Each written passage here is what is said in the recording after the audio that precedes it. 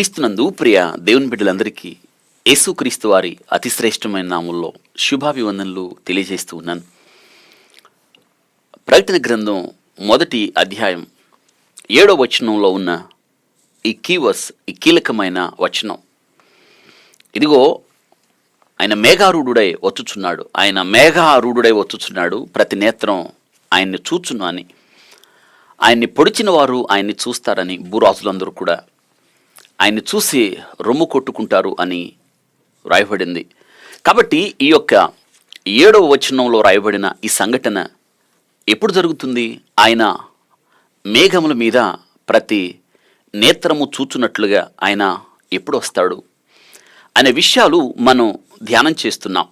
ప్రత్యేకంగా దేవుడు దానియేలు గ్రంథం 9వ అధ్యాయంలో దానియేలుకి దేవుడు ఇచ్చిన ఆ 70 వారాల ఆ ప్రవచనాన్ని గురించి మనం ధ్యానిస్తూ ఉన్నాం. ప్రకటన గ్రంథం 1వ అధ్యాయం 7వ వచనంలో ఆ రాయబడిన ఆ యొక్క ప్రాముఖ్యమైన ఆ సంఘటన, ఆయన మేఘారూఢుడై భూమి మీద అడుగు పెట్టడం అనేది దానియేలుకి దేవుడిచ్చిన ఈ 70 వారాల ప్రవచనంలో చివరి సంఘటన, చివరి వారంలో జరిగే సంఘటన అని మనం ధ్యానం చేశాం.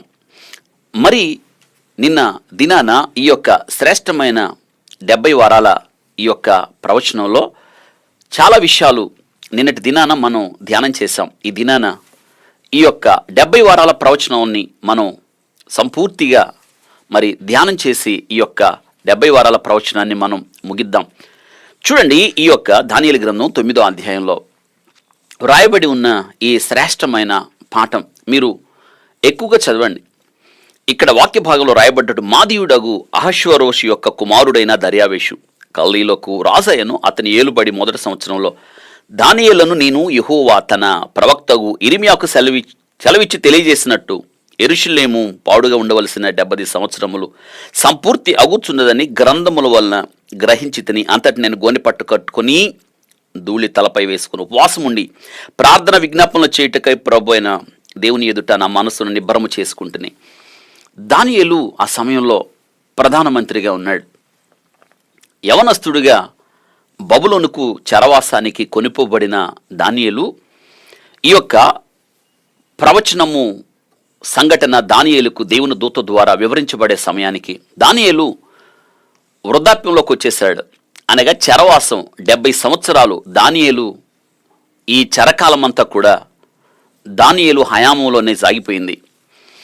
దానియేలు 70 సంవత్సరాల చెరవాసం ముగిసింది అని దానియేలుకి ఎలా తెలిసిందంటే, దేవుడు ఇర్మీయా ద్వారా రాసిన మాటలు. ఇర్మీయా గ్రంథం 25వ అధ్యాయం 11వ వచనం, దేశమంతయు పాడుగా నిర్జన్మగాను ఉండును, ఈ జనులు 70 సంవత్సరములు బబులోను రాజునకు దాసులుగా ఉందురు అని. 70 సంవత్సరాలు ముగిసింది. దానియేలు దేవుని ప్రార్థన చేస్తాడు, దేవుని బ్రతిమలాడతాడు, పాపాలు ఒప్పుకుంటాడు. పాపం వల్ల జరిగిన సంఘటన, పాపం వల్ల జరిగిన పరాభవం, పాపం వలన ఆ యూదులకు జరిగిన ఆ ఓటమి, ఆ అవమానం అంతా కూడా జ్ఞాపకం చేసుకొని, సిగ్గే మాకు తటస్థించింది, మేము నీ ఎదుట తల ఎత్తుకోలేని స్థితిలో ఉన్నాము, మమ్మల్ని కనికరించు ప్రభువా, నీవు వాగ్దానం చేసావు కదా. తిరిగి 70 సంవత్సరాల చెరవాసం తర్వాత తిరిగి ఆ దేశంలో తీసుకెళ్ళి ఆ దేశంలో స్థాపిస్తాను అని చెప్పారు. తర్వాత ఆలయం కట్టడానికి మీరు ఆ కృప చూపిస్తాను అని ముందుగానే ప్రకటించిన ఈ ప్రవచనాలు, ఈ యొక్క వాగ్దానాన్ని దానియేలు దేవుని ముందుంచి ప్రార్థిస్తూ ఉన్నాడు. ఆ సమయమందు దానియేలుకు దేవుని దూత ద్వారా అనుగ్రహించబడిన ప్రత్యక్షత ఈ 70 వారాల ఈ యొక్క ప్రవచనం. ఈ ప్రవచనాన్ని మనం ధ్యానం చేస్తూ ఉన్నాం. ఇది మనం ప్రత్యేకంగా ఈ 70 వారాల ప్రవచనాన్ని మనం ధ్యానం చేస్తూ అందులో ఉన్న విషయాలు మనం చరిత్రతో ఆధారంగా మనం లెక్కించినప్పుడు దేవుడు ఆయన ఎంత కృపగలిగిన వాడు, జరగబోయే సంగతులు వేల సంవత్సరాలకు ముందే పరిశుద్ధ గ్రంథంలో లిఖించి తన బిడ్డలకు తగిన కాలమందు గ్రంథాలు విప్పి తెలియజేస్తున్న ఆ దేవుడు ఎంత గొప్పవాడో కదా. ఈ విషయాలన్నీ మనం ధ్యానించినప్పుడు, ఈ విషయాలన్నీ మనం అర్థం చేసుకున్నప్పుడు దేవుణ్ణి స్తుతించకుండా ఉండలేము. చూడండి, ఇజ్రాయేల్ రాజ్యం ఉత్తర దక్షిణ రాజ్యముగా విడిపోయిన తర్వాత ఉత్తర రాజ్యం క్రీస్తు పూర్వం 722వ సంవత్సరంలో అషూరు చెరకు కొనిపోబడింది. దక్షిణ రాజ్యం దేవుడు ముందుగానే హెచ్చరిక చేశాడు, దక్షిణ రాజ్యం క్రీస్తు పూర్వం 606 సంవత్సరంలో ఈ యొక్క దక్షిణ రాజ్యం బబులోను చెరకు దేవుడు ముందుగానే చెప్పాడు ఇర్మియా ప్రవక్త ద్వారా 70 సంవత్సరాలు బబులోను చెరకు అప్పగిస్తానని ఈ యొక్క దక్షిణ రాజ్యాన్ని. ఈ దక్షిణ రాజ్యంలో 2 గోత్రాలు ఉన్నాయి, యూదా బెన్యామీను గోత్రాలు. ఈ యొక్క దక్షిణ రాజ్యంలో ఉన్న యూదులు 2 గోత్రాల్లో ఉన్న ఈ యొక్క యూదా బెన్యామీను ఈ 2 గోత్రాలనే కదా దక్షిణ రాజ్యము అన్నాము. అయితే వీరు 3 దఫాలుగా చెరలోనికి వెళ్ళారు. 3 సార్లు నెబుకద్నెజరు ఈ యొక్క యూదా రాజ్యంపై దండెత్తాడు. మొట్టమొదటిసారి క్రీస్తు పూర్వం 606 సంవత్సరంలో, ఇది 2వ దినవృత్తాంతాల గ్రంథం 36వ అధ్యాయం 5-6 వచనాల్లో రాయబడింది. రెండవసారి క్రీస్తు పూర్వం 598లో అతడు దాడి చేశాడు. 2వ రాజుల గ్రంథం 24వ అధ్యాయం మొదటి 4 వచనాలు, 8 నుండి 16 వచనాలు. ఇక మూడవసారి క్రీస్తు పూర్వం 587 సంవత్సరంలో 2వ రాజుల గ్రంథం 24వ అధ్యాయం 17 నుండి 20 వచనాల్లో వ్రాయబడింది. వారు 70 సంవత్సరాలు చెరవాసానికి వెళ్ళవలసి ఉంది. దేవుడు ముందుగానే ఇర్మియా ద్వారా ఆయన చెప్పాడు. దానియేలు మొట్టమొదటిసారి నెబుకద్నెజరు దండయాత్ర చేసినప్పుడు, యెరూషలేమును పాడు చేసినప్పుడు, యెరూషలేములో అనేక మంది యవనస్తులను కత్తివాత చేత చంపినప్పుడు, చిన్నపిల్లల్ని గోడకేసి కొట్టి చంపినప్పుడు, అక్కడ కట్టడాలన్నీ కూల్చివేసి, ముఖ్యంగా దేవుని ఆలయాన్ని కూల్చివేసి తగలబెట్టినప్పుడు మనకి ఈ విషయాలను తెలుసు. దానియేలు మొట్టమొదటిసారి చెరలోకి వచ్చాడు క్రీస్తు పూర్వం 606 సంవత్సరంలో. దేవుడు చెప్పాడు 70 సంవత్సరాలు చెర తర్వాత, బబులోను రాజు చేతికి అప్పగించబడిన తర్వాత, బబులోను రాజు చేతులు వారు దాసులుగా ఉన్న తర్వాత దేవుడు వారిని తిరిగి స్వస్థలానికి నడిపిస్తానని ఇర్మియా ద్వారా చెప్పిన మాటలు దానియేలు బైబిల్ గ్రంథం చదివి, అనగా దానియేలు లేఖనాలు చదివి ఆయన తెలుసుకొని 70 సంవత్సరాల చెరవాసం ముగిసే సమయం అయిందని ఉపవాసంతో ప్రార్థిస్తాడు. ప్రభువా, తిరిగి ప్రజల్ని స్వస్థలం నడిపిస్తానన్నావు కదా, తిరిగి యెరూషలేమునకు వీరు నడిపించు ప్రభు, అక్కడ ఆలయం కట్టునట్లుగా మీ వాగ్దానాన్ని నెరవేర్చి స్థిరపరచని ప్రార్థించినప్పుడు దేవుడు దానియేలుకి దూత ద్వారా అనుగ్రహించబడిన ప్రత్యక్షత 70 వారాల ఈ యొక్క ప్రవచనం. ఈ ప్రవచనాన్ని మనం అర్థం చేసుకోవడం ద్వారా ప్రభువు యొక్క రాకడాలో మనం ఎక్కడున్నామో, ఎంత సమీపంగా ఉన్నదో, ఈ 70 వారాలు మనకు ఏమి నేర్పిస్తున్నాయో మనం జాగ్రత్తగా ఈ విషయాలు మనం ధ్యానం చేద్దాం. దానియేలు గ్రంథం 9వ అధ్యాయం. ఈ అధ్యాయం అంతా కూడా మీరు పలుమార్లు చదవండి, ఎక్కువ సార్లు చదవండి. చదవడం ద్వారా ఇందులో ఉన్న విషయాలు, ఆ చరిత్ర సంఘటనలు మనం కొన్ని జ్ఞాపకం చేసుకోవడానికి, జరిగిన సంఘటనలు మరింత లోతుగా అధ్యయనం చేయడానికి ప్రభు మనకి సహాయం చేస్తాడు. 23 నుంచి 27 వరకు చదువుకుందాం. నీవు బహుప్రియుడు గనుక నీవు విజ్ఞాపన చేయను ఆరంభించినప్పుడు ఈ సంగతిని నీకు చెప్పుటకు వెళ్ళవలనని ఆజ్ఞ బయలుదేరెను. కావున ఈ సంగతిని తెలుసుకొని నీకు కలిగిన దర్శన భావమును గ్రహించుము. దర్శన భావం గమనించండి. ఇప్పుడు ఆ 70 వారాల ప్రవచనం చెప్తున్నాడు దేవుని దూత. తిరుగుబాటును మాన్పుటకు ఇక్కడ నుంచి మీరు ఈ 24 నుంచి 27 వరకు కూడా 24, 25, 26, 27 వచనాలు కంటత పెట్టండి. ఒక్కసారి కంటత పెట్టి చూడకుండా రాసేయడం ద్వారా ఇవి మీ మనసులో ముద్రించబడతాయి. కంటత పెట్టండి. 10 సార్లు చదవండి, 10 సార్లు, 20 సార్లు, లేదా 100 సార్లు చదవండి. 24, 25, 26, 27 వచనాలు చదవండి, చూడకుండా రాయండి. చూడకుండా రాయడం ద్వారా మనకి ఎంత జ్ఞాపకం ఉంచుకోవడానికి చాలా సహాయకారిగా ఉంటుంది. కాబట్టి 24 నుంచి 27 వరకు ఆ 70 వారాల ఆ ప్రవచనము ఇందులో పొందుపరచబడి ఉంది. తిరుగుబాటును మాన్పుటకు, పాపమును నివారణ చేయుటకు, దోషము నిమిత్తం ప్రాయశ్చిత్తము చేయుటకు, యుగాంతము వరకుండు నీతిని బయలుపరచుటకు, దర్శనమును ప్రవచనమును ముద్రించుటకు, అతి పరిశుద్ధ స్థలమును అభిషేకించుటకు, నీ జనమునకు పరిశుద్ధ పట్టణమునకు 70 వారములు విధించబడెను. ఎందుకు ఈ 70 వారాలు? ఈ 70 వారాలు ఎందుకు నియమించబడింది అంటే కారణాలు ఉన్నాయి. ఆ కారణాలు ఏంటో మీరు నిన్నటి దినాన బహుశా రాసుకుని ఉంటారు. 6 విషయాలు రాయబడ్డాయి. మీరు హెడ్డింగ్ పెట్టుకొని ఈ 70 వారములు ఎందుకు, 70 వారాలు దేవుడు ఎందుకు నియమించాడు అనేది ప్రాముఖ్యమైన ప్రశ్న. దానికి జవాబు ఎక్కడే ఉంది. మొట్టమొదట తిరుగుబాటు మాన్పుటకు. ఒకటి, ఎవరు తిరుగుబాటు మాన్పటానికి? ఎవరు తిరుగుబాటు మాన్పడానికి అంటే ఇజ్రాయేలీలు, వారే కదా యూదులు. వారు తిరుగుబాటు చేస్తూ ఉన్నారు. తిరుగుబాటుకు వారు పరాకాష్ట. ఎవరి మీద తిరుగుబాటు? దేవుని మీదే కదా తిరుగుబాటు. వారు దేవుని మీద తిరుగుబాటు చేశారు. వాళ్ళు చేసిన తిరుగుబాటు, వారి దోషం, వారి అతిక్రమం ఎంత గొప్పదో మనం దేవుని వాక్యాన్ని ధ్యానించినప్పుడు మనకి బోధపడుతుంది. అందుకే కదా యెషయా గ్రంథం 1వ అధ్యాయంలో, ఎద్దు తన కామందు నెరుగు, గాడిద తన సొంతవాని దొడ్డి నెరుగు, నా ప్రజలు నా నెరగరు అని అంటున్నాడు.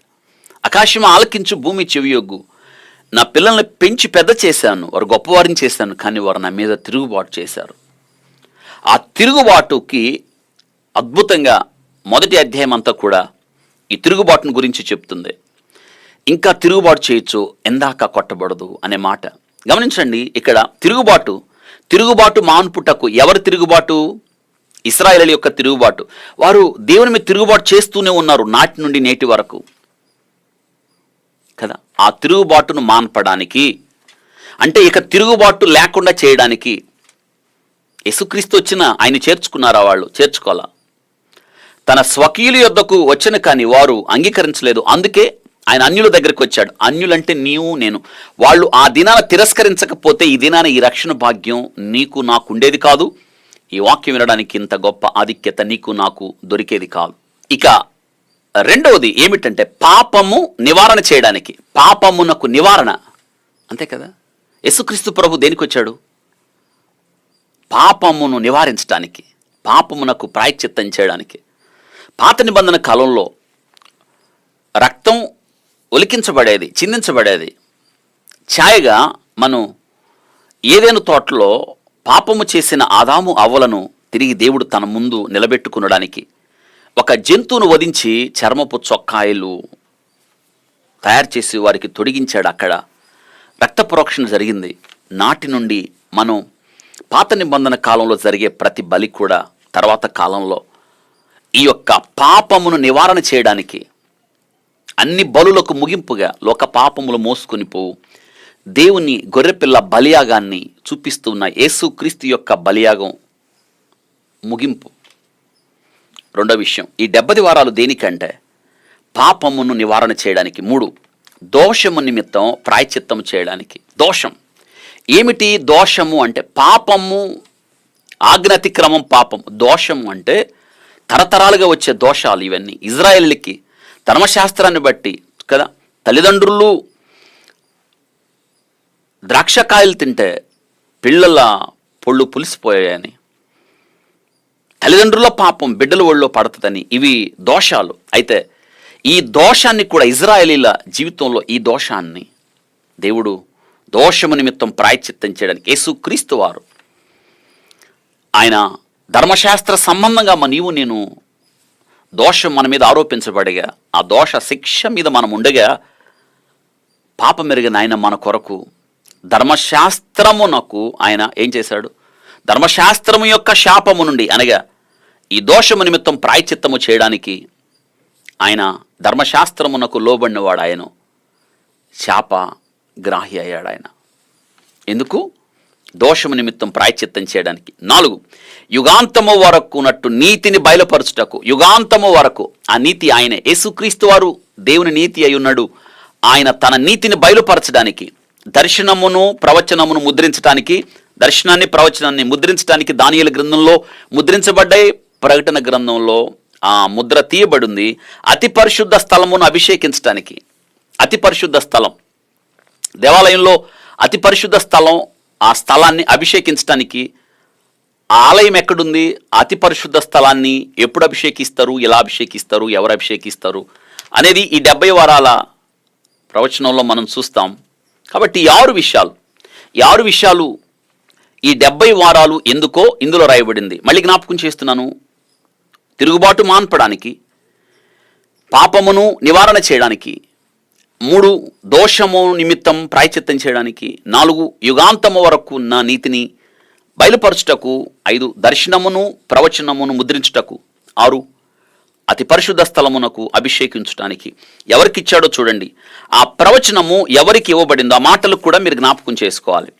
ఒక్కొక్క విషయాన్ని నేను మీకు చెప్పడానికి ఇష్టపడుతున్నాను. చూడండి, అది ముద్రించుటకు, అతి పరిశుద్ధ స్థలమును అభిషేకించుటకు. 24 వచనం చివరి వాక్యం చదువుతున్నాను. నీ జనమునకు అనగా ఈ 70 వారాల ప్రవచనము ఎవరికో ఇక్కడ రాయబడింది. నీ జనమునకు, నీ జనము, నీ జనం అంటే ఎవరు? యూదులు అని రాసుకోండి. నీ జనమునకు, యూదులకు అంటే ఇది మనకు కాదు, మనం అన్యులం కదా. అనగా ఇది యూదులకు మాత్రమే.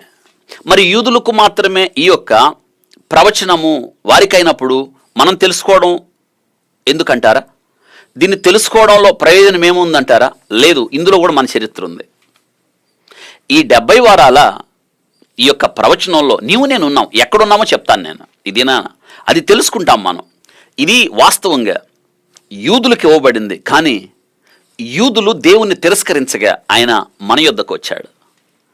మనకు దొరికింది ఆ రక్షణ. అక్కడ మనం ఈ 70 వారాల ప్రవచనంలో మనం కూడా, ఈ ప్రవచనంలో మనం కూడా ఇమిడి ఉన్నాం. ఇది అద్భుతం, ఇది మర్మం. ఇది లోతుగా వెళ్ళి ధ్యానిస్తేనే మనకు అర్థమవుతుంది. అనగా ఈ 70 వారాల ప్రవచనంలో నీవు నేనున్నామా? నీవు నేనున్నాం అనగా సంఘము ఉంది. సంఘం అంటే ఏమిటి? యేసు క్రీస్తు రక్తము ద్వారా విమోచించబడిన బిడ్డలు 2-3 ఎక్కడ కూడి ఉంటారో వారే సంఘం. ఈ 70 వారాల ప్రవచనంలో సంఘము కూడా ఉంది. ఎక్కడో మనం చూస్తాం. చూడండి, ఇది ఎవరికి ఇవ్వబడింది? నీ జనమునకు, పరిశుద్ధ పట్టణమునకు 70 వారములు నియమించబడను. నీ జనం అంటే యూదులు, పరిశుద్ధ పట్టణం అంటే యెరూషలేము. గమనించండి, యూదులకి, యెరూషలేం పట్టణానికి, వారికి మాత్రమే ఇది ఈ 70 వారాల ప్రవచనం. ఇంకొక మాట మనం నేర్చుకోవాలి, ఇక్కడ గమనించాలి. యూదులకు మాత్రమే, పరిశుద్ధ పట్టణానికి. పరిశుద్ధ పట్టణం అంటే ఏంటి? యెరూషలేము. అనగా యూదులు యెరూషలేములో ఉన్నప్పుడు మాత్రమే. ఇది వారి స్వస్థలం. గమనించండి, ఇది యూదులకి ఇవ్వబడింది. స్పష్టంగా ఉంది కదా. యూదులకి, పరిశుద్ధ పట్టణానికి. పరిశుద్ధ పట్టణం అంటే ఏంటి? యెరూషలేము. అనగా యూదులు పరిశుద్ధ పట్టణంలో ఉన్నప్పుడు మాత్రమే, యెరూషలేములో ఉన్నప్పుడు మాత్రమే ఈ ప్రవచన నెరవేర్పు జరిగిద్ది. అంతేకాని యూదులు యెరూషలేములో లేకుండా తర్వాత కాలంలో చెదరగొట్టబడ్డారు, అప్పుడు వారికి వర్తించదు. ప్రతి విషయాన్ని మనం నేర్చుకుంటాం కాబట్టి అర్థమవుతుంది. దేవుడు మనకు నేర్పిస్తాడు. ఎందుకంటే ఈ చివరి దినాలు ఆయన నీకు నాకు ముద్రలు విప్పి ముద్రలు వేయవలదు అని చెప్పాడు. అనగా మనకు అర్థమయ్యేటట్టు చేస్తాడు. 70 వారాలు విధించబడింది. ఎందుకు 70 వారాలు విధించబడిందంటే 6 కారణాలు తెలుసుకున్నాం. ఇది ఎవరికి ఈ ప్రవచనము? 70 వారాల ప్రవచనము అంటే యూదులకి. యూదులకి, పరిశుద్ధ పట్టణానికి. యూదులు యెరూషలేములో ఉన్నప్పుడే, అనగా పరిశుద్ధ పట్టణంలో ఉన్నప్పుడే ఇది వర్తిస్తుంది, ఈ 70 వారాల ప్రవచనం. ఇక మనం చదువుకుందాం. ఆ కిందకి వెళ్ళిన తర్వాత మనం వివరంలోకి వద్దాం. 70 వారాల ప్రవచనం ఎందుకు విధించబడిందో కారణం తెలుసుకున్నాం. ఇది ఎప్పుడు ప్రారంభం అవుతుంది అనే దానికి జవాబు 25వ వచనం. ఆ మాటలు మీరు రాసుకోండి. ఈ 70 వారాల ప్రవచనము ఎప్పుడు ప్రారంభమవుతుంది? ఎప్పుడు ప్రారంభమవుతుంది? 25వ వచనం. యెరూషలేమును మరలా కట్టవచ్చునని ఆజ్ఞ బయలుదేరిన సమయం మొదలుకొని. ఎప్పుడంట? యెరూషలేము మరలా కట్టవచ్చునని ఆజ్ఞ బయలుదేరిన సమయం మొదలుకొని.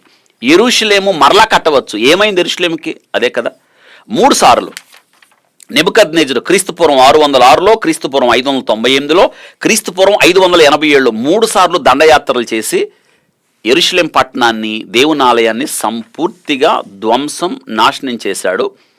అది తిరిగి కట్టాలి. అది నాశనం చేసిన తర్వాత 70 సంవత్సరాలు చెరవాసానికి వచ్చారు. దానియేలు ఇర్మియా గ్రంథాన్ని చూసి అదే రీతిగా ప్రార్థన చేశాడు. అయితే దానియేలు ప్రార్థన విన్న దేవుడు ఆ తర్వాత బబులోను సామ్రాజ్యం కూలిపోయిన తర్వాత వచ్చిన మాదీయ పారసిక సామ్రాజ్యంలో ఉన్న రాజుల్ని దేవుడు ప్రేరేపించి ఆ చెరవాసంలో 70 సంవత్సరాలు చెరవాసంలో ఉండిపోయిన యూదుల్ని ఆ వచ్చి పరిపాలించిన రాజులు ఉత్తర్వులు జారీ చేశారు, ఆజ్ఞ ఇచ్చారు. వెళ్ళి మీ దేశం వెళ్ళి ఆలయాన్ని కట్టుకోండి అని ఆజ్ఞ ఇచ్చారు. మీ దేశం వెళ్ళండి అని. మొట్టమొదట అలా ఇచ్చినవాడు కోరేషు. గమనించారా? అట్లాగా ఏ ఆజ్ఞ రావాలి? ఇది ఎప్పుడు ప్రారంభమవుతుంది? ఈ 70 వారాల ప్రవచనం అంటే యెరూషలేమును మరలా కట్టించవచ్చునని ఆజ్ఞ బయలుదేరిన సమయం మొదలుకొని. గమనించండి, యెరూషలేమును మరలా కట్టించవచ్చిన ఆజ్ఞ బయలుదేరిన సమయం మొదలుకొని అభిషిక్తుడగు అధిపతి వచ్చు వరకు 7 వారముల పట్టునని స్పష్టముగా గ్రహించుము. ఆజ్ఞ బయలు వెళ్ళాలి. ఏ ఆజ్ఞ బయలు వెళ్ళాలి? యెరూషలేమును మరలా కట్టవచ్చు. యెరూషలేమును మరలా కట్టవచ్చు. మొట్టమొదట బబులోను సామ్రాజ్యం కూలిపోయిన తర్వాత మాదియా పారసీక సామ్రాజ్యం వచ్చింది, మనందరికీ తెలుసు. అయితే మొట్టమొదటి రాజు కోరేషు వచ్చాడు. కోరేషు హృదయాన్ని దేవుడు ప్రేరేపించాడు, కోరేషు నా మంద కాపరి అని. అయితే ఆ తర్వాత వచ్చిన రాజులు 4 సందర్భాలలో ఆజ్ఞలు ఇచ్చారు ఈ ప్రజలకి. ఏమనంటే, మీరు వెళ్ళి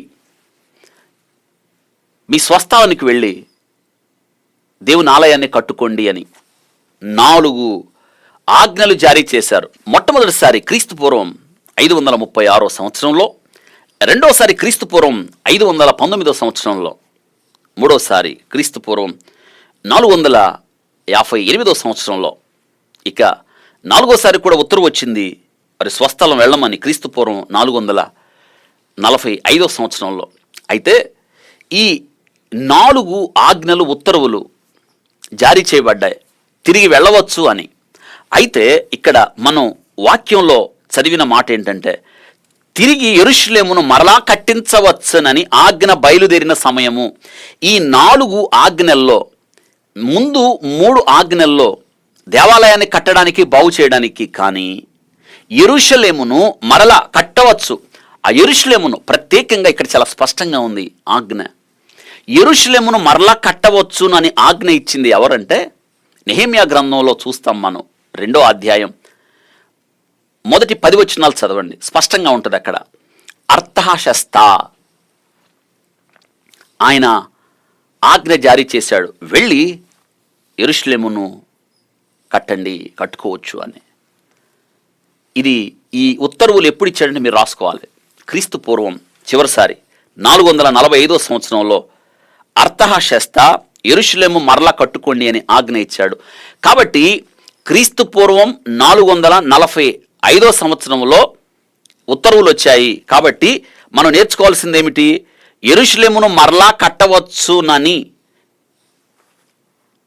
ఆజ్ఞ బయలుదేరిన సమయము క్రీస్తు పూర్వం 445 సంవత్సరం. అక్కడి నుండి ప్రారంభమవుతుంది ఈ 70 వారాల ప్రవచనం. మీరు ఆ మాట రాసుకోవాలి. స్పష్టంగా బైబిల్ గ్రంథంలో రాయబడింది, యెరూషలేము మరలా కట్టవచ్చునని ఆజ్ఞ బయలుదేరిన సమయం మొదలుకొని ఈ సమయము ఎప్పుడు? క్రీస్తు పూర్వం 445 సంవత్సరంలో. ఇది ఎక్కడ ఉంది? నెహెమ్యా గ్రంథం 2వ అధ్యాయం మొదటి 10 వచనాల్లో ఉంది.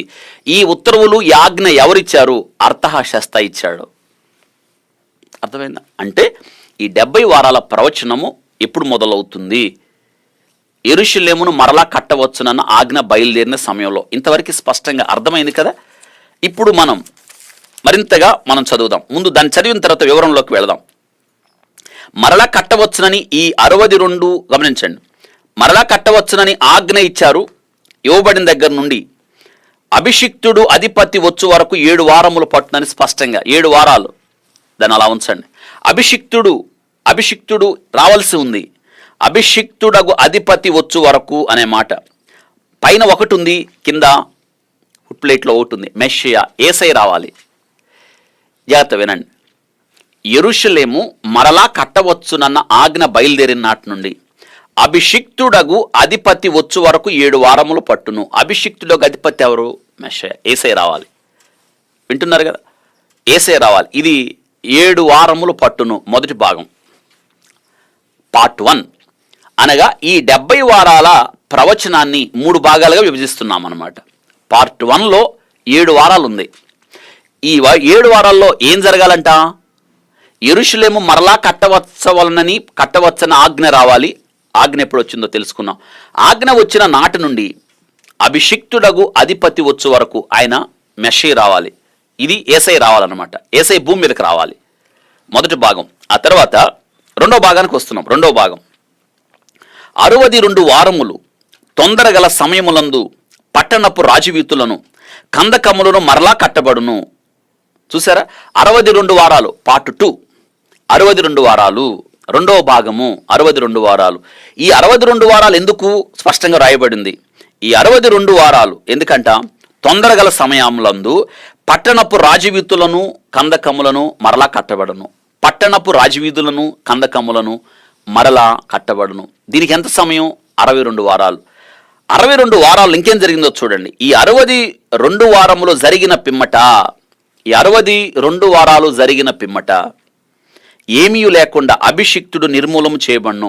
62 వారాలు అయిపోయిన తరువాత అభిషిక్తుడు నిర్మూలము చేయబడును. ఎవరి అభిషిక్తుడు? యేసుక్రీస్తు ప్రభువారు. ఆయన రావడం, నిర్మూలన చేయబడ్డం. ఆయన అభిషిక్తుడుగా అధిపతి రావడం, నిర్మూలన చేయబడ్డం. ఇప్పుడు ఇది రెండో భాగం. మొదటి భాగంలో ఆజ్ఞ బయలు వెళ్ళడం, ఆలయం యెరూషలేమును కట్టవచ్చునని అభిషిక్తుడు రావడం. 62వ వారంలో ఏమవుతుంది? తొందరగల ఆ సమయంలో పట్టణపు రాజవీధులను, కందకములను మరలా కట్టబడును. ఆ పట్టణాలు, రాజవీధులు, కందకాలు మళ్ళీ కట్టబడడం. 62 వారాలైన తరువాత జరిగిన పిమ్మట ఏమీ లేకుండా అభిషిక్తుడు నిర్మూలం చేయబడను. అభిషిక్తుడు నిర్మూలం. యేసయ్య చంపబడతాడు, సిలువ వేయబడతాడు. ఇది మనం జ్ఞాపకం చేసుకోవాలి. ఇప్పుడు మీరు ఇంకొక విషయం, యేసయ్య అభిషిక్తుడు ఎప్పుడు నిర్మూలన చేయబడతాడు? ఎన్ని వారాల తర్వాత? మొదట భాగం 7 వారాలు, రెండవ భాగం 62 వారాలు. ఈ రెండు కూడితే 69 వారాల తర్వాత అభిషిక్తుడు నిర్మూలన చేయబడతాడు. ఇది మీరు ప్రత్యేకంగా గుర్తుపెట్టుకోవాలి. మొదటి భాగంలో 7 వారాలు, తర్వాత భాగంలో 62 వారాలు. 62 వారాలు గడిచిన తర్వాత అభిషిక్తుడు ఏమీ లేకుండా నిర్మూలన చేయబడిన నేర్చుకున్నాం కదా.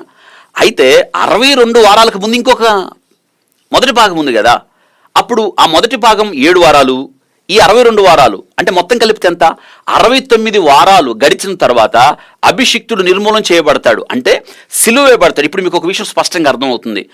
62 వారాలు అనగా యేసుక్రీస్తు వారు శరీరధారిగా భూమి మీదకి వచ్చి ఆయన సిలువ వేయబడిన తరువాత, ఆయన మరణించిన తరువాత, ఆయన నిర్మూలన చేయబడిన తరువాత, తన ప్రాణం పెట్టిన తర్వాత 69 వారాల ప్రవచనం ముగిసిపోతుంది. అంతే కదా. యేసయ్య సిలువ వేయబడ్డంతో, యేసయ్య నిర్మూలన చేయబడ్డంతో, యేసయ్య మరణించడంతో 69 వారాల ప్రవచనం ముగిసింది. ఆ తర్వాత వచ్చునట్టి రాజు అంటే రోమా పరిపాలన కింద ఉంది కదా. ఆ సమయంలో యేసుక్రీస్తు వారు సిలువ వేయబడ్డం రోమా ప్రభుత్వం ఆధీనంలో జరిగింది కదా. ఆ రోమా సామ్రాజ్యం వచ్చునట్టి రాజు, ఆ రోమా సామ్రాజ్యపు రాజు ఏం చేస్తాడంటే చూడండి, ప్రజల పవిత్ర పట్టణమును, పరిశుద్ధ ఆలయమును నశింప చేయుదురు. ఆ సైన్యం వచ్చి, ఆ రోమా సైన్యం వచ్చి యూదుల యొక్క ఆలయాన్ని ఏం చేస్తారంట? నశింప చేయుదురు. వాని అంత హఠాత్తుగా వచ్చును. ఎవరైతే నాశనం చేశారో వారి యొక్క నాశనం హఠాత్తుగా వస్తుందని నేర్చుకున్నాం. ఇది ఎప్పుడు జరిగింది? యేసుక్రీస్తు వారు సిలువ మీద మరణించిన తర్వాత 69 వారాల ప్రవచనం ముగిసింది. 69 వారాల తర్వాత జరిగిన సంగతి ఇది. ఏమైంది? యేసయ్య సిలువ మీద మరణించాడు ఆయన. ఆ తర్వాత యూదులకి భయంకరంగా శ్రమలు వచ్చాయి. వాళ్ళు కోరుకున్నారు, ఈ పాపం మా మీద, మా పిల్లల మీద ఉండునుగా కానీ. వారి శాపాన్ని తెచ్చుకున్నారు. పిలాతేమో చేతులు కడుక్కున్నాడు, మా మీద, మా పిల్లల మీద ఉండునుగా కానీ. ఏం జరిగింది? యేసుక్రీస్తు వారు మరణించిన తర్వాత, ఆ తర్వాత క్రీస్తు శకం 70వ సంవత్సరంలో టైటస్ వచ్చి యూదుల్ని చిత్రహింసలు పెట్టి చెదరగొట్టాడు, దేవాలయాన్ని కూల్చేశాడు, యూదులు చెదిరిపోయారు.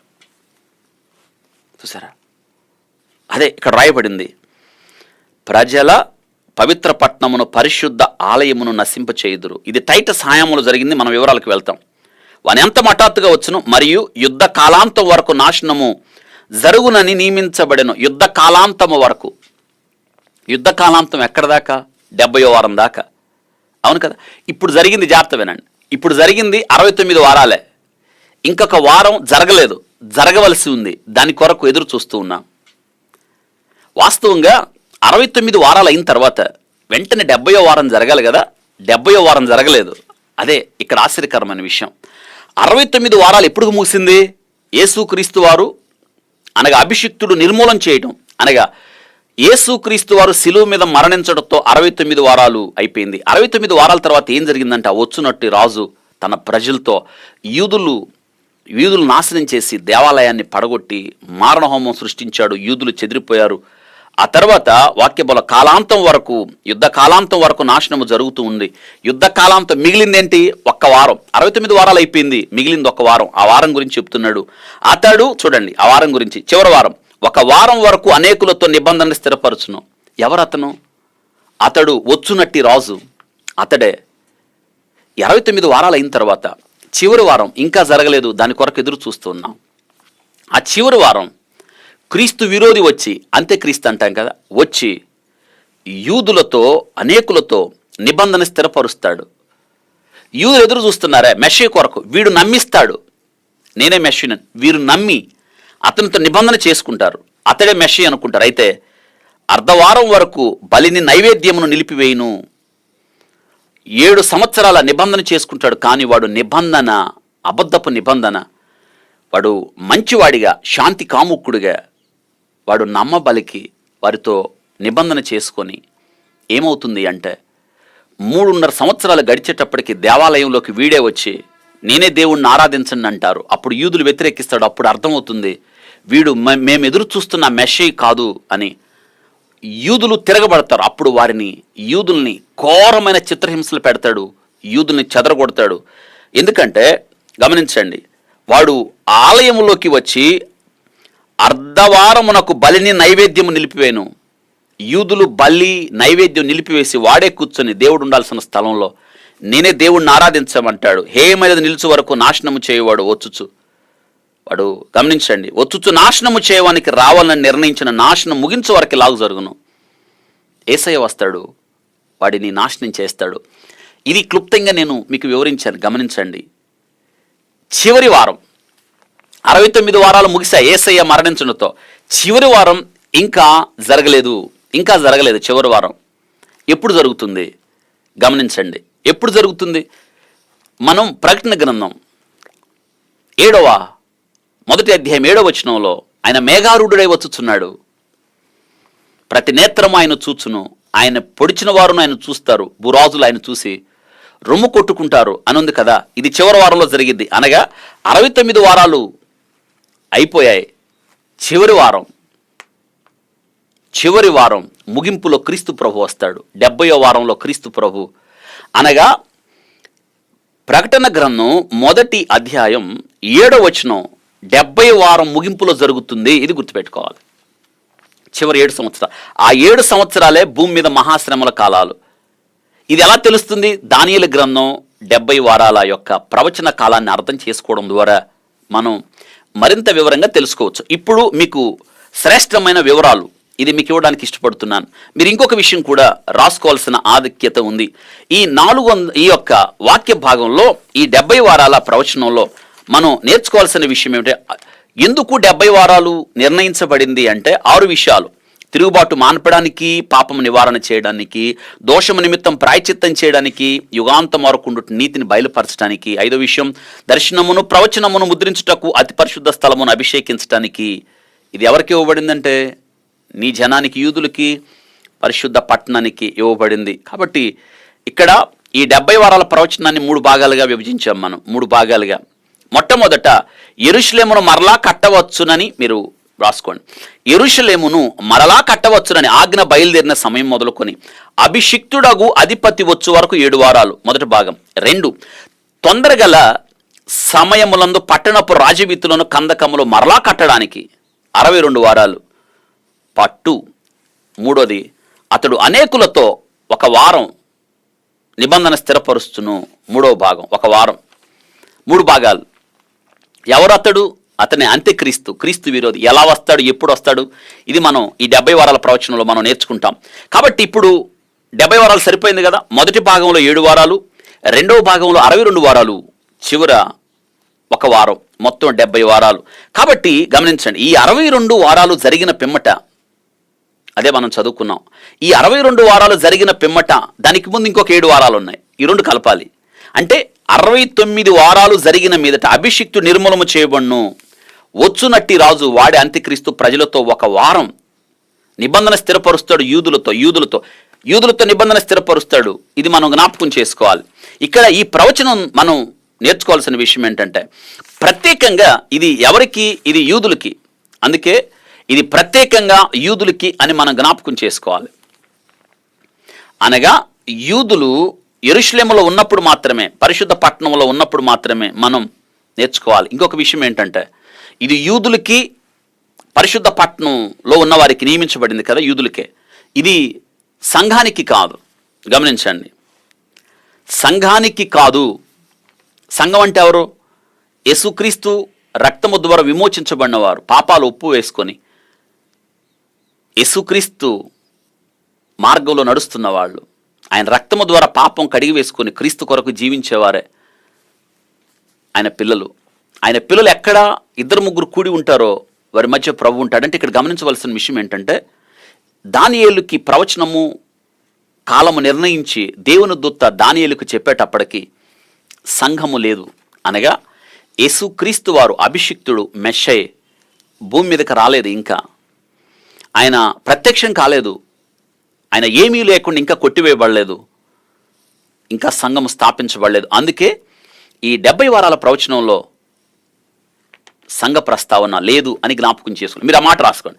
ఈ 70 వారాల ప్రవచనంలో సంఘ ప్రస్తావన లేదు. ఇది సంఘము కొరకు కాదు. దానియేలు కాలము నాటికి ఇంకా యేసుక్రీస్తు వారు భూమి మీదకి రాలేదు. దేవుడు చూడండి జరగబోయే వాటిల్ని ఈ 70 వారాల్లో ఇమిడ్చి దానియేలుకి ఎంత చక్కగా దేవుడు వివరిస్తూ ఉన్నాడో. తాను చేయబోనది సంకల్పించినది తన సేవకులకు చెప్పకుండా, ప్రవక్తలకు చెప్పకుండా ఆయన ఏది చేయడు. ఆమోసు గ్రంథంలో రాయబడింది, నేను చేయబోనది అబ్రహాముకు దాచెదనా అని. యెషయా గ్రంథం 26వ అధ్యాయం 10వ వచనంలో జరగబోయేది చూడండి దానియేలుకు చెప్తున్నాడు. నా ఆలోచన నిలుచుననియు నా చిత్తమంతయు నెరవేర్చుకునేదననియు చెప్పుకొనుచు, ఆది నుండి నేనే కలగబో వాటిని తెలియజేయుచున్నాను, పూర్వకాలము నుండి నేనే ఇంకా జరగని వాటిని తెలియజేయుచున్నాను అన్నాడు. తెలియజేయుచున్నాను, దేవుడు తెలియజేస్తాడు ఆయన. కాబట్టి పాత నిబంధనలో ప్రతి ప్రవచనం కూడా, ప్రతి ప్రవచనం, పాత నిబంధన ప్రతి ప్రవచనం కూడా క్రీస్తు ప్రభు కేంద్రంగా ఉంటాయి. యేసుక్రీస్తు వారు ఆయన దావీదు వంశము నుండి వచ్చాడు, అనగా ఇజ్రాయేలు నుండి వచ్చాడు. కాబట్టి ప్రతి వచనం కూడా ఇజ్రాయేల్కి క్రీస్తు ప్రభుకి కేంద్రంగా ఉంది. ఇది మనం జ్ఞాపకం చేసుకోవాలి. అనగా యేసుక్రీస్తు లోక రక్షకుడికి ఈ ప్రవచనం అంతా కూడా, ఈ 70 వారాల ప్రవచనం రాబోయే రక్షకునికి, పొందబోయే రాజ్యానికి ఈ యొక్క ప్రవచనము వర్తిస్తుంది అని మనం జ్ఞాపకం చేసుకోవాలి. కాబట్టి ఇది మనం శ్రేష్టంగా మనం నేర్చుకోవాల్సిన ఈ 70 వారాల ప్రవచనం యొక్క అర్థం. 70 వారాల ప్రవచనం మనం ఇంకా వివరంగా వెళదాం. 70 వారాలు, 70 వారాలంటే మనం తక్కువ కాలం కింద లెక్కించకండి. మనం బైబిల్ ఆధారంగా ఈ 70 వారాలు అంటే ఏమిటో మనం నేర్చుకుందాం. వారానికి ఎన్ని రోజులు? వారానికి 7 రోజులు కదా, 7 రోజులు. అప్పుడు 7 రోజులైనప్పుడు ఒక వారానికి 7, 70 వారాలకి ఎన్ని రోజులు అవుతాయి? 70 వారాలకి అప్పుడు 70 × 7 490 రోజులు. అనగా ఈ ప్రవచనం అంతా కూడా 490 రోజులు అన్నమాట. వాస్తవంగా 490 రోజులు చాలా చిన్నగా అనిపిస్తుంది కదా. అయితే యూదుల క్యాలెండర్ ప్రకారం బైబిల్ కూడా కొన్ని వచనాల ఆధారంగా బైబిల్ గ్రంథంలో ఒక దినం ఒక సంవత్సరానికి లెక్కగా ఉంది. ఒక దినం ఒక సంవత్సరానికి లెక్కగా ఉంది యూదుల క్యాలెండర్ ప్రకారం. అనగా ఒక వారం 7 రోజులు కదా. అప్పుడు ఒక వారం 7 సంవత్సరాలకి, అంతే కదా. ఒక రోజు ఒక సంవత్సరం అయినప్పుడు 7 రోజులు 7 సంవత్సరాలే కదా అయ్యేది. బైబిల్ గ్రంథం ఏం చెప్తుందో చూద్దాం. ఆదికాండం 29వ అధ్యాయం 27వ వచనంలో వాక్యంలో ఈమె యొక్క వారము సంపూర్ణము చేయము, నీవిక 7 సంవత్సరములు నాకు కొలువు చేసిన ఎడల అందుకై ఆమెను నీకు ఇచ్చేదను అన్నాడు. గమనించారా? లాబాను యాకోబుతో అన్నాడు. గమనించండి, ఇక్కడ 7 సంవత్సరాలు కొలువు చెయ్యి అన్నాడు. ఆ 7 సంవత్సరాలని వారము అని లెక్కించాడు. రెండో విషయం, సంఖ్యాకాండం 14వ అధ్యాయం 34వ వచనంలో మీరు దేశమును సంచరించి చూచిన 40 దినముల లెక్క ప్రకారం దినమునకు 1 సంవత్సరము చొప్పున 40 సంవత్సరాలు అన్నాడు. మూడో విషయం, ఏజికేలు గ్రంథం 4వ అధ్యాయం 6వ వచనంలో ఆ దినములు గడిచిన తర్వాత కుడి పక్కను పడుకొనియుట 40 దినములు యూదావారి దోషములు భరించవలను, సంవత్సరమునకొకటింటికి 1 దినము చొప్పున నిర్ణయించున్నాను. ఇక్కడ కూడా కాబట్టి ఈ 3 సందర్భాలలో 1 దినము 1 సంవత్సరము. ఒక వారము 7 రోజులు, ఒక వారానికి 7 సంవత్సరాలు. అప్పుడు 70 వారాలు, ఇప్పుడు 490 రోజులు. 490 రోజుల సంవత్సరాల్లో మారిస్తే 490 సంవత్సరాలు అంటే ప్రవచన కాలం 490 రోజులు. వాటిని సంవత్సరాల్లోకి మారిస్తే 490 సంవత్సరాలని గుర్తుపెట్టుకోవాలి. అవును కదా? అప్పుడు మళ్ళీ ప్రవచనంలో 3 భాగాలను నేర్చుకున్నాం. మొదటి భాగం 7 రోజులు కదా, 7 రోజులు అంటే 49 రోజులు అంటే 49 సంవత్సరాలు. ప్రవచనంలో రెండో భాగం 62 వారాలు. 62 వారాలు అంటే 62 వారాలు అంటే 434 రోజులు. 62 × 7 434 సంవత్సరాలకు మారిస్తే 434 రోజులు. ఇక మూడవ భాగం అనేకులతో నిబంధన స్థిరపరుస్తాడు క్రీస్తు విరోధి. చివరి భాగంలో ఒక వారం. ఒక వారం అంటే 7 రోజులు 7 సంవత్సరాలు మొత్తం కూడితే 490 రోజులు 490 సంవత్సరాలు. ఈ 490 సంవత్సరాల ప్రవచన కాలాన్ని దేవుడు యూదుల కొరకు, పరిశుద్ధ పట్టణం కొరకు ఆయన ఇచ్చాడు. ఈ 490 సంవత్సరాలు నిజమే కదా? ఆలోచించండి. ఇవి దేవుడు వారికి ఇచ్చాడు. గమనించారా? ఈ 400 సంవత్సరాలు మనం ధ్యానిస్తున్న సమయంలో ఈ విషయాలు గుర్తుపెట్టుకోవాలి. ఇది యూదుల కొరకు ఇచ్చాడు. ఇది యూదులు వారి భూభాగంలో ఉన్నప్పుడు మాత్రమే ఇది లెక్కలోకి వస్తుంది. మూడోది, ఇది సంఘము కొరకు కాదు. నాలుగో విషయం, ఒక దినాన్ని దేవుడు ఒక సంవత్సరంగా తీసుకున్నాడు. ఇవి లెక్కలేసుకుందాం. యూదుల కొరకు. 2, ఇది సంఘం కొరకు కాదు. మూడోది, ఒక దినాన్ని ఒక సంవత్సరంగా లెక్కించాలి. 4, యూదులు వారి భూభాగంలో ఉన్నప్పుడు మాత్రమే ఇది వర్తిస్తుంది.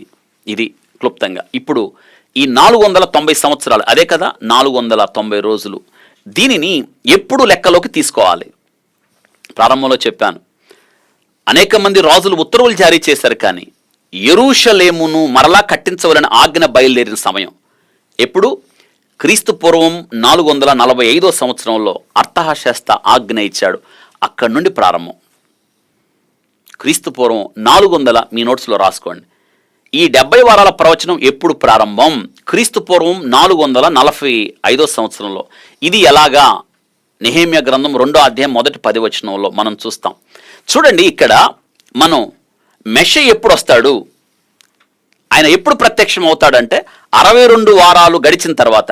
62 వారాలకు ముందు 7 వారాలు ఉంది కదా, అది కూడా కలపాలి కదా. అప్పుడు 7 వారాలు 62 వారాలు 2 కలిపితే 69 వారాలు. 69 వారాలకి ఎన్ని రోజులు వచ్చాయి? 483 రోజులు వచ్చాయి. 69 × 7 483 రోజులు వచ్చాయి. 483 రోజుల్ని సంవత్సరాలకు మారిస్తే 483 సంవత్సరాలు అయ్యాయి. కాబట్టి ఇది ఎక్కడి నుండి ప్రారంభమైంది? మళ్ళీ జ్ఞాపకం చేస్తాను. యెరూషలేము కట్టవాలనని ఆజ్ఞ ఇచ్చిన ఆ సంవత్సరం నుండి 445 క్రీస్తు పూర్వం, అక్కడి నుండి ప్రారంభం. ఇది ప్రారంభం తెలిసింది. ముగింపు ఎక్కడ? ఒక మాట చెప్తాను. ముగింపు ఎక్కడ అంటే క్రీస్తు శకం 30వ సంవత్సరం ముగింపు. ఈ 2 రాసుకోండి. ప్రారంభం క్రీస్తు పూర్వం 425, ముగింపు క్రీస్తు శకం 30వ సంవత్సరం. గమనించండి, యేసుక్రీస్తు వారు క్రీస్తు శకం 30వ సంవత్సరంలో జరిగిన సంగతి ఏమిటి అంటే, యేసుక్రీస్తు ప్రభువారు ఆయన మానవుడిగా లోకానికి వచ్చాడు. అయితే ఆయన పుట్టుక చాలా అద్భుతమైంది. ఆయన ఆశ్చర్యకరుడు. యేసుక్రీస్తు పుట్టుకను అనేక మంది ప్రవక్తలు ప్రకటించారు ముందుగానే. యేసుక్రీస్తు పుట్టుకను 750 సంవత్సరాలకు ముందు దగ్గరగా యెషయా భక్తుడు ప్రవచించాడు. 550 సంవత్సరాలకు ముందు మీకా భక్తుడు కూడా ప్రవచించాడు. ఆయన యూదుల రాజు ఆయన. కానీ యేసుక్రీస్తు ప్రభువారు ఆయన భూమి మీద మానవుడిగా ఉదయించాడు. కానీ ఆయన ఎదుగుచున్నప్పుడు, ఆయన బాప్తిసం పొందినప్పుడు, అద్భుతాలు చేసినప్పుడు, ఆయన సూచక్రియలు జరిగిస్తున్నప్పుడు, ఆయన బోధించినప్పుడు తను రాజుగా ఎక్కడ ప్రకటించుకోలేదు. అనేక మంది వచ్చి ఆయన రాజుగా అభిషేకము చేయాలి అనుకున్న సమయంలో కూడా యేసుక్రీస్తు వారు తిరస్కరించాడు. కానీ క్రీస్తు శకం 30వ సంవత్సరంలో ఆయన జకరియా గ్రంథం 9వ అధ్యాయం 9వ వచనం నెరవేర్పును బట్టి, సియోను నివాసులారా బహుగా సంతోషించుడి, యెరూషలేము నివాసులారా ఉల్లసించుడి, నీ రాజు నీతిపరుడును రక్షణ గలవాడు దీనుడై గాడిద పిల్లని ఎక్కి నీ యొద్దకు వచ్చును. ఎప్పుడైతే ఆయన యెరూషలేము వీధుల్లో ఆయన గాడిదని ఎక్కి ఊరేగాడో, ఆ దినాన జనులు కేకలు వేస్తున్నారు. వారి వస్త్రాలు కింద పరిచారు, ఆ కొమ్మలను నరికి కింద పరిచారు. ప్రభు పేరట వచ్చువాడు స్తుతించబడుగాక, జయము జయము జయము, ఆయన యూదుల రాజు అని ప్రభు తాను రాజుగా ప్రత్యక్షపరుచుకున్నాడు. ఇదే సంవత్సరం అంటే క్రీస్తు శకం 30వ సంవత్సరం. ఆ క్రీస్తు శకం 30వ సంవత్సరంలో తను తాను రాజుగా, అయితే ఎవరైతే ఆయన్ని రాజుగా కొనియాడారో, పొగిడారో, కీర్తించారో సరిగ్గా వారం కూడా తిరగలేదు. ఈయన యూదుల రాజు అన్నాడు. ప్రభు కూడా వారిని అభ్యంతరపరచలేదు. తను రాజుగా ప్రత్యక్షపరుచుకున్నాడు. అయితే వారం తిరక్కముందే ఈ అభిషిక్తుడు నిర్మూలన చేయబడ్డాడు, చంపబడ్డాడు. ఇది ఎప్పుడు జరిగింది? క్రీస్తు శకం 30వ సంవత్సరంలో. మీకు ఇప్పుడు ప్రారంభం తెలిసింది, ముగింపు తెలిసింది. ప్రారంభం యెరూషలేము ఆలయము కట్టవాలన్న ఆజ్ఞ బయలుదేరడం క్రీస్తు పూర్వం 445వ సంవత్సరం. ముగింపు యేసు క్రీస్తు ప్రభువారు అభిషిక్తుడు నిర్మూలన చేయడం.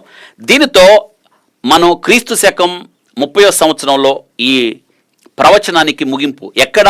69 వారాల ముగింపు. ఇది ఎండ్ పాయింట్. 69 వారాలకి ఎండింగ్ ఎక్కడ దొరికింది అంటే క్రీస్తు శకం 30వ సంవత్సరంలో యేసు క్రీస్తు వారు మరణించడం ద్వారా.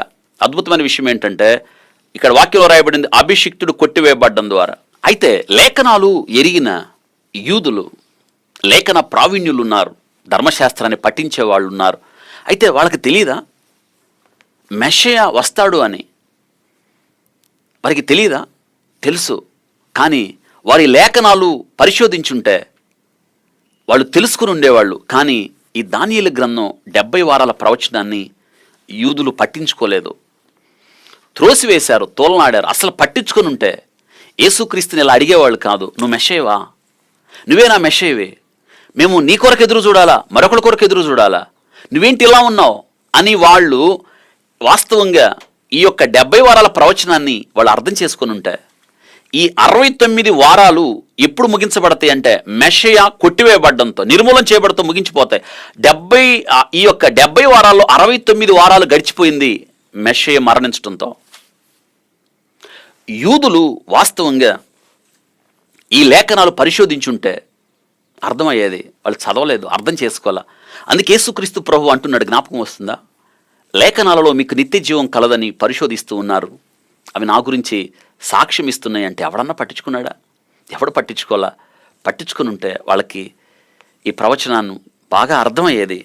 అయితే 62 వారాలు జరిగాయి, దానికి ముందు 7 వారాలు, మొత్తం 69 వారాలు గడిచిపోయాయి. నిర్మూలన చేయబడ్డాడు. కాబట్టి 69 వారాలు అంటే 483 రోజులు, 483 సంవత్సరాలు. యేసుక్రీస్తు వారు తను తాను రాజుగా ప్రకటించుకున్న తర్వాత ఆయన మీద కుట్ర పన్ని ఆయన్ని సిలువ వేశారు. అనగా ఆయన సిలువ మీద మరణించి కొట్టివేయబడినప్పుడు ఈ 69 వారాల ప్రవచనం నెరవేర్చబడింది కదా. 69 వారాలు అయిపోయింది, ఇంకా మిగిలింది ఎంత? 1 వారం. అయితే ఇక్కడే మనం నేర్చుకోవాల్సిన విషయం, ప్రారంభంలో చెప్పాను, ఇది యూదులకి పరిశుద్ధ పట్టణానికి సంబంధించిన ప్రవచనం. కాబట్టి మనం ఎందుకు నేర్చుకోవాలి, మనం ఎందుకు ధ్యానం చేయాలి? ఇన్ని కఠినమైన లెక్కల గుండా మనం నేర్చుకొని చేసేదేముంది అని అనిపిస్తుంది కదా. అయితే ఇక్కడే మనం ఉన్నాం. ఈ 70 వారాల ప్రవచనానికి మనకి ఎంతో సంబంధం ఉంది, క్రీస్తు రాకడతో ఎంతో సంబంధం కలిగి ఉంది ఈ యొక్క 70 వారాల ప్రవచనం. అయితే చూడండి, ఇంకా 69 వారాలు అయిపోయింది యేసయ్య సిలువ వేయడంతో. అందుక ఈ వాక్య భాగంలో రాయబడ్డట్టుగా ప్రవక్త నిర్మూలన చేయబడ్డం. అయితే ఇంకొక వారం మిగిలింది. 69 వారాల తర్వాత వెంటనే 70వ వారం జరగాలి కదా, కానీ జరగలేదు. ఏమైంది అంటే జాగ్రత్తగా వినండి. 69 వారాలు అయిన తర్వాత, అభిషిక్తుడు కొట్టివేయబడిన తరువాత వెంటనే ఈ యొక్క 70 వారం జరగలేదు. 69వ వారానికి 70వ వారానికి మధ్య ఖాళీ వచ్చేసింది, కాలము కొనసాగింది. ఈ 69వ వారానికి 70వ వారానికి మధ్య కాలాన్ని ఏమంటారంటే సంఘకాలం అంటారు. ఆ సంఘకాలంలోకి నువ్వు నేను వచ్చి చేరాము. ఎక్కడ? జాగ్రత్తగా ఈ మాటలు రాసుకోండి. 69 వారాలు గడిచింది. ఎలా గడిచింది? అభిషిక్తుడు కొట్టివేయబడ్డంలో, నిర్మూలన చేయబడ్డంలో, అనగా సిలువ వేయబడ్డంతో ముగిసిపోయింది. వెంటనే 70వ వారం జరగాలి. ఆ తర్వాత 1000 సంవత్సరాల పరిపాలన రావాలి మన లెక్కల ప్రకారం. అయితే 69 వారాలు అయిపోయిన తర్వాత 70వ వారం ఇంకా జరగల. దాని కొరకు ఎదురు చూస్తూ ఉన్నాం, జరగలేదు. జాగ్రత్తగా వినండి. అనగా 69 వారాల తర్వాత 70వ వారం రావాల్సి ఉండగా జరగలేదు. మధ్యలో ఒక కాలము కొనసాగింది. ఆ కాలాన్నే ఏమంటున్నామంటే సంఘకాలము అన్నారు. మీకు ఒక విషయం తెలుసా? ఇప్పుడు మనం సంఘకాలంలో ఉన్నాం. ఇంకా దానియేలు ప్రవచనములో చివరి వారం ఉన్నే 70వ వారం ఇంకా జరగలేదు. ఇంకా జరగలేదని మనకు ఎలా తెలుస్తుంది అంటే, ఇది క్రీస్తు విరోధి యూదులతో నిబంధన చేయాలి. ఇంకా జరగలేదు. అది జాగ్రత్తగా మీరు అర్థం చేసుకోవాలి. ఇంకా జరగలేదు. సంఘకాలము కొనసాగుతూ ఉంది. ఇది ఎంతకాలం ఉంటుంది ఏమో. ఇది దేవుని కృపాకాలం. ఇది ఎంతకాలం ఉంటుందో తెలియదు. ఇప్పుడే ముగియచ్చు, రేపు ముగియచ్చు, 100 సంవత్సరాల తర్వాత ముగియచ్చు, ఆయన ఇష్టం. సంఘకాలము కొనసాగుతూ ఉంది అని జ్ఞాపకం చేసుకోవాలి. ఏమిటి సంఘకాలం అంటే, ఇక్కడ మనం నేర్చుకోవాల్సిన విషయం ఏమిటంటే, యేసుక్రీస్తు వారు స్వజనుల దగ్గరికి వెళ్ళాడు, కానీ వారు ఆయనను అంగీకరించలేదు, తిరస్కరించారు, తోలనాడారు, సిలువ ఎక్కించారు. అందుకే అన్యులమైన మన దగ్గరికి వచ్చాడు. సువార్త మన దగ్గరికి వచ్చింది. ఇది కృప. అన్యుల దగ్గరికి వచ్చింది. అందుకే సంఘకాలము. కాబట్టి యోహాను సువార్త 1వ అధ్యాయం 11వ వచనంలో యేసుక్రీస్తును యూదులు తిరస్కరించాడు. ఆయన తన స్వకీయుల యొద్దకు వచ్చెను, ఆయన స్వకీయులు ఆయన అంగీకరించలేదు. వాస్తవంగా 69 తర్వాత 70వ వారం జరగాలి, 70వ వారం తర్వాత 1000 సంవత్సరాల తీర్పు జరగాలి, కానీ జరగలేదు. సంఘకాలం కొనసాగుతూ ఉంది. జ్ఞాపకం చేసుకోవాలి. 69 వారాల ప్రవచనము నెరవేర్చబడింది, కానీ 70వ వారం ప్రవచనము ఇంకా నెరవేర్చబడలేదు. దాని కొరకు ఎదురు చూస్తూ ఉన్నాం. ఇది సంఘకాలం. గమనించారు? యూదులు తిరస్కరించగా సువార్త మన దగ్గరికి వచ్చింది. క్రీస్తు ప్రభు వారు మన దగ్గరికి వచ్చాడు. అయితే 69 వారాలు అయిపోయింది. 69 వారాల తర్వాత జరగవలసిన సంగతులు ఏమిటి అనేవి మనం వాక్యంలో మనం చూస్తున్నాం. ఈ 69 వారాల తర్వాత ఏం జరగవలసి ఉంది? 26వ వచనం. ఈ 62 వారంలో జరిగిన పిమ్మట, ఈ 62 వారాలను ఉంది, దానికి ముందు ఇంకొక 7 వారాలు ఉన్నాయి కదా, అప్పుడు మొత్తం 69 వారాలు జరిగిన పిమ్మట ఏమీ లేకుండా అభిషిక్తుడు నిర్మూలము చేయబడ్ను. యేసుక్రీస్తు వారు సిలువ వేయబడ్డాడు, ఆయన నిర్మూలన చేయబడ్డాడు. ఇది ప్రవచనం నెరవేరింది. ఆ తర్వాత వచ్చునట్టి రాజు యొక్క ప్రజలు పవిత్ర పట్టణమును పరిశుద్ధ ఆలయమును నశింపచేయుదురు, వాని అంతము హఠాత్తుగా వచ్చును. ఇది జరిగిపోయింది. ఆ దినాల్లో రోమాను పరిపాలిస్తున్న టైటస్, ఇది ఎప్పుడు జరిగింది? క్రీస్తు శకం 70వ సంవత్సరంలో సంపూర్తిగా నాశనం చేసేసాడు. దేవాలయాన్ని కూల్చేశాడు. ఇజ్రాయేలీల మీద మారణహోమం సృష్టించాడు, అణిచివేశాడు. యూదులు పారిపోయారు. ఇది జరిగిన ప్రవచనం చూడండి. దేవుడు ఎంత ఆశ్చర్యకరంగా దానియేలు గ్రంథంలో ఈ 70 వారాల ప్రవచనం రాశాడు. ఆ తర్వాత ఏం జరిగిందో చూడండి. ఇదే జరిగిపోయింది. ఆ తర్వాత వాని అంతం హఠాత్తుగా వచ్చును, మరియు యుద్ధ కాలాంతము వరకు నాశనము జరుగునని నిర్ణయించబడెను. యుద్ధ కాలాంతము వరకు నాశనము జరుగునని. యుద్ధ కాలాంతము అంటే ఏంటి? ఆ 7 చివరి వారం ఉందే, ఆ 7 సంవత్సరాలు, ఇది చివరి వారం, అది ముగిసేదాకా జరుగుతూనే ఉంటుందని రాయబడింది. అతడు ఒక వారము వరకు. ఎవరు అతడు? అతడే క్రీస్తు విరోధి వస్తాడు. ఎప్పుడు వస్తాడో చెప్తాను ఇప్పుడు. అతడు ఎప్పుడు వస్తాడు? చివరి వారంలో వస్తాడు. 69 వారాలు అయిపోయినాయి, ఇంకా 7వ వారం జరగలేదు. మన ముందు ఎక్కడ? సంఘకాలంలో ఉన్నాం. అనగా చివరి వారంలో అతడు వస్తాడు. వచ్చి గమనించండి, అనేకులతో నిబంధనను స్థిరపరచును. అనేకులతో, యూదులతో, ఎక్కువ మంది యూదులతో అతడు శాంతి ఒప్పందం చేసుకుంటాడు. నిబంధన గమనించండి, నిబంధన స్థిరపరచును. ఈ నిబంధన ఎన్ని సంవత్సరాలు? 7 సంవత్సరాల నిబంధన స్థిరపరుస్తాడు. చూడండి, అర్ధవారమునకు బలిని నైవేద్యమును నిలిపివేయును. 7 సంవత్సరాలు స్థిరపరుస్తానన్నాడా? కానీ 3.5 సంవత్సరాలు గడిచే లోపుకే వాడు తన నిజస్వరూపాన్ని చూపిస్తాడు. నేనే దేవుణ్ణి ఆరాధించండి అంటాడు. యూదులు దానికి ఒప్పుకోరు. యూదులు తిరగబడతారు.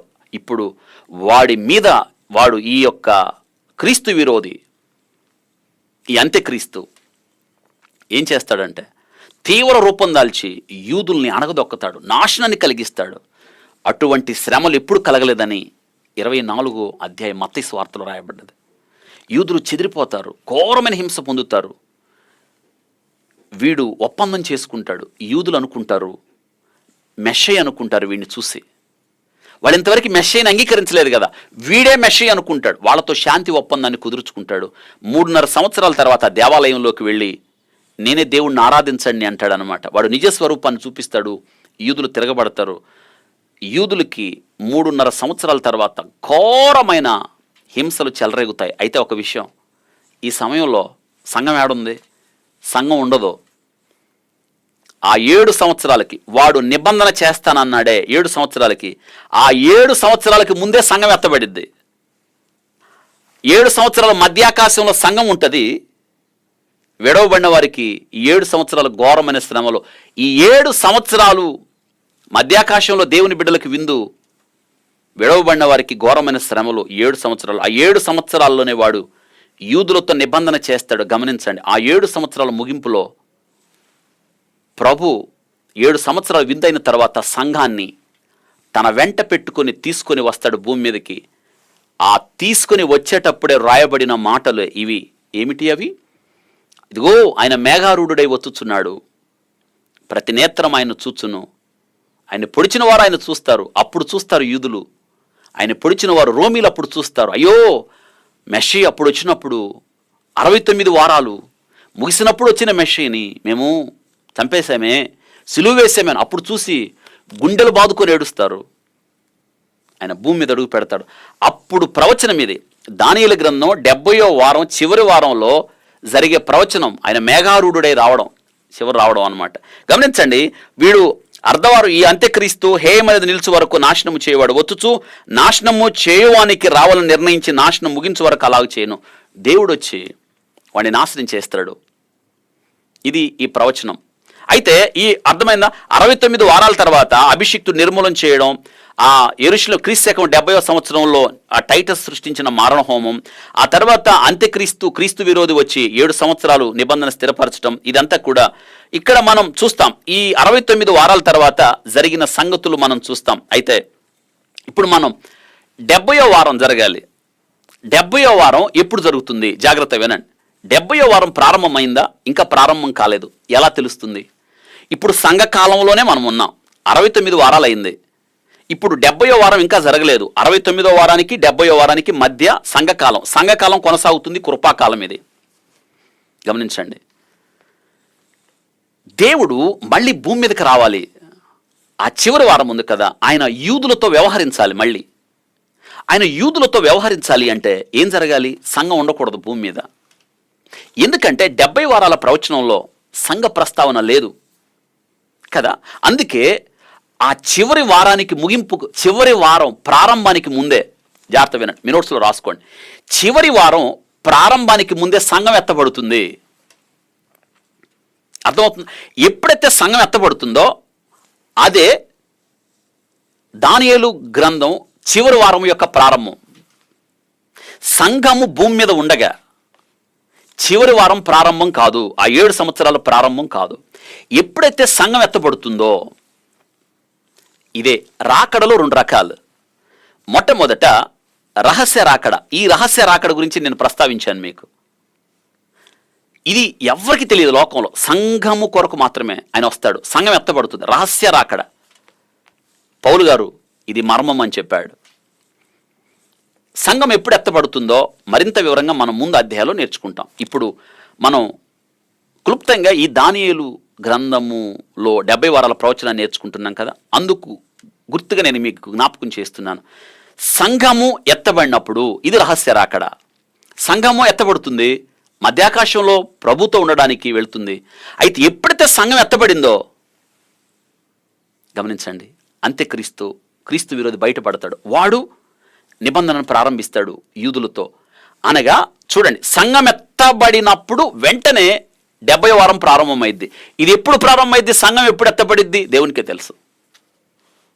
సంఘమేమో 7 సంవత్సరాలు విందులో ఉంటుంది.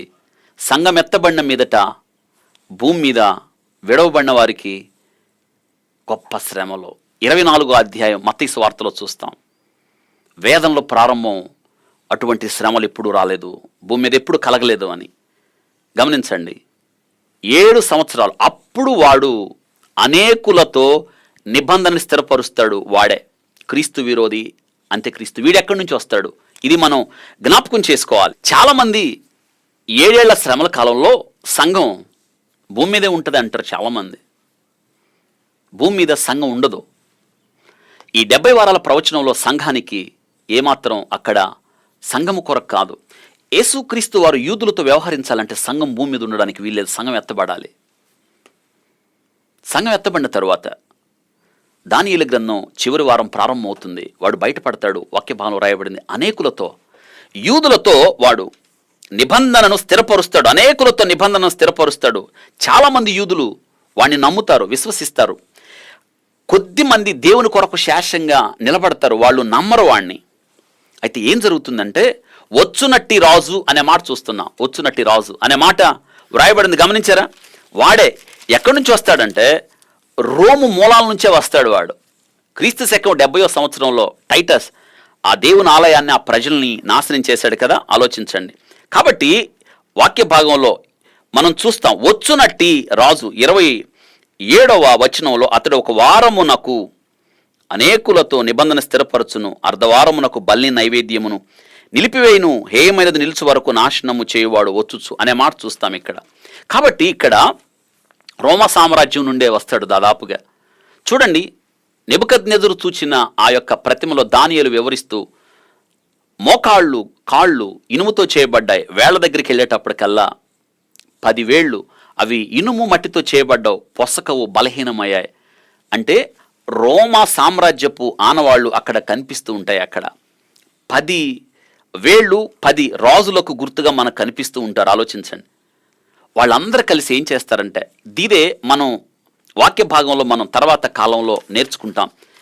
వీళ్ళందరూ రాజులు కలిసి యూరోపియన్ ఎకనామిక్ కమ్యూనిటీ అని, యునైటెడ్ స్టేట్స్ ఆఫ్ యూరోప్ అని 10 వేళ్ళు 10 రాజ్యాలు కలుసుకున్నాయి. ఇప్పటికే కలుసుకున్నాయి, ఒక ఒప్పందం చేసుకున్నాయి. ఏం జరుగుతుందంటే, వారందరూ కలిసి ఒక రాజుగా నియమించుకుంటారు. వారందరూ కలిసి అధికారాన్ని అతనికి అప్పగిస్తారు, అతనికి కట్టబెడతారు. ఆ తర్వాత కాలంలో వాడే ఈ యొక్క రోమా సామ్రాజ్యానికి అధినేతగా చలామణి అవుతూ ఈ యొక్క ప్రపంచాన్ని తన హస్తగతం చేసుకోవడానికి ప్రయత్నం చేస్తాడు. వాడు రోమా మూలాల నుండే వస్తాడు. వాడు ఎంత కపటంగా ప్రవర్తిస్తాడో తెలుసా? అతని గురించి రాయబడింది చూడండి. ప్రకటన గ్రంథం 6వ అధ్యాయం 2వ వచనం, నేను చూడగా ఇదిగో ఒక తెల్లని గుర్రం కనబడెను, దాని మీద ఒకడు విల్లు పట్టుకొని కూర్చుండి ఉండెను, అతనికి ఒక కిరీటం ఇయ్యబడెను, అతడు జయించుటకు బలము నుండి వెళ్ళను. అలా చూసారా, అతడు జయించుచు ఎవడంట? ఒక తెల్లని గుర్రం. మనం అనుకుంటాం తెల్లని గుర్రం అంటే యేసుక్రీస్తు అనుకుంటే, కాదు. గమనించండి, వాడు యేసుక్రీస్తు కాదు, అనుకరణ. వాడు అబద్ధికుడు, అనుకరిస్తాడు వాడు. పైగా దాని మీద ఒకడు విల్లు పెట్టుకొని కూర్చుండెను. గమనించారా?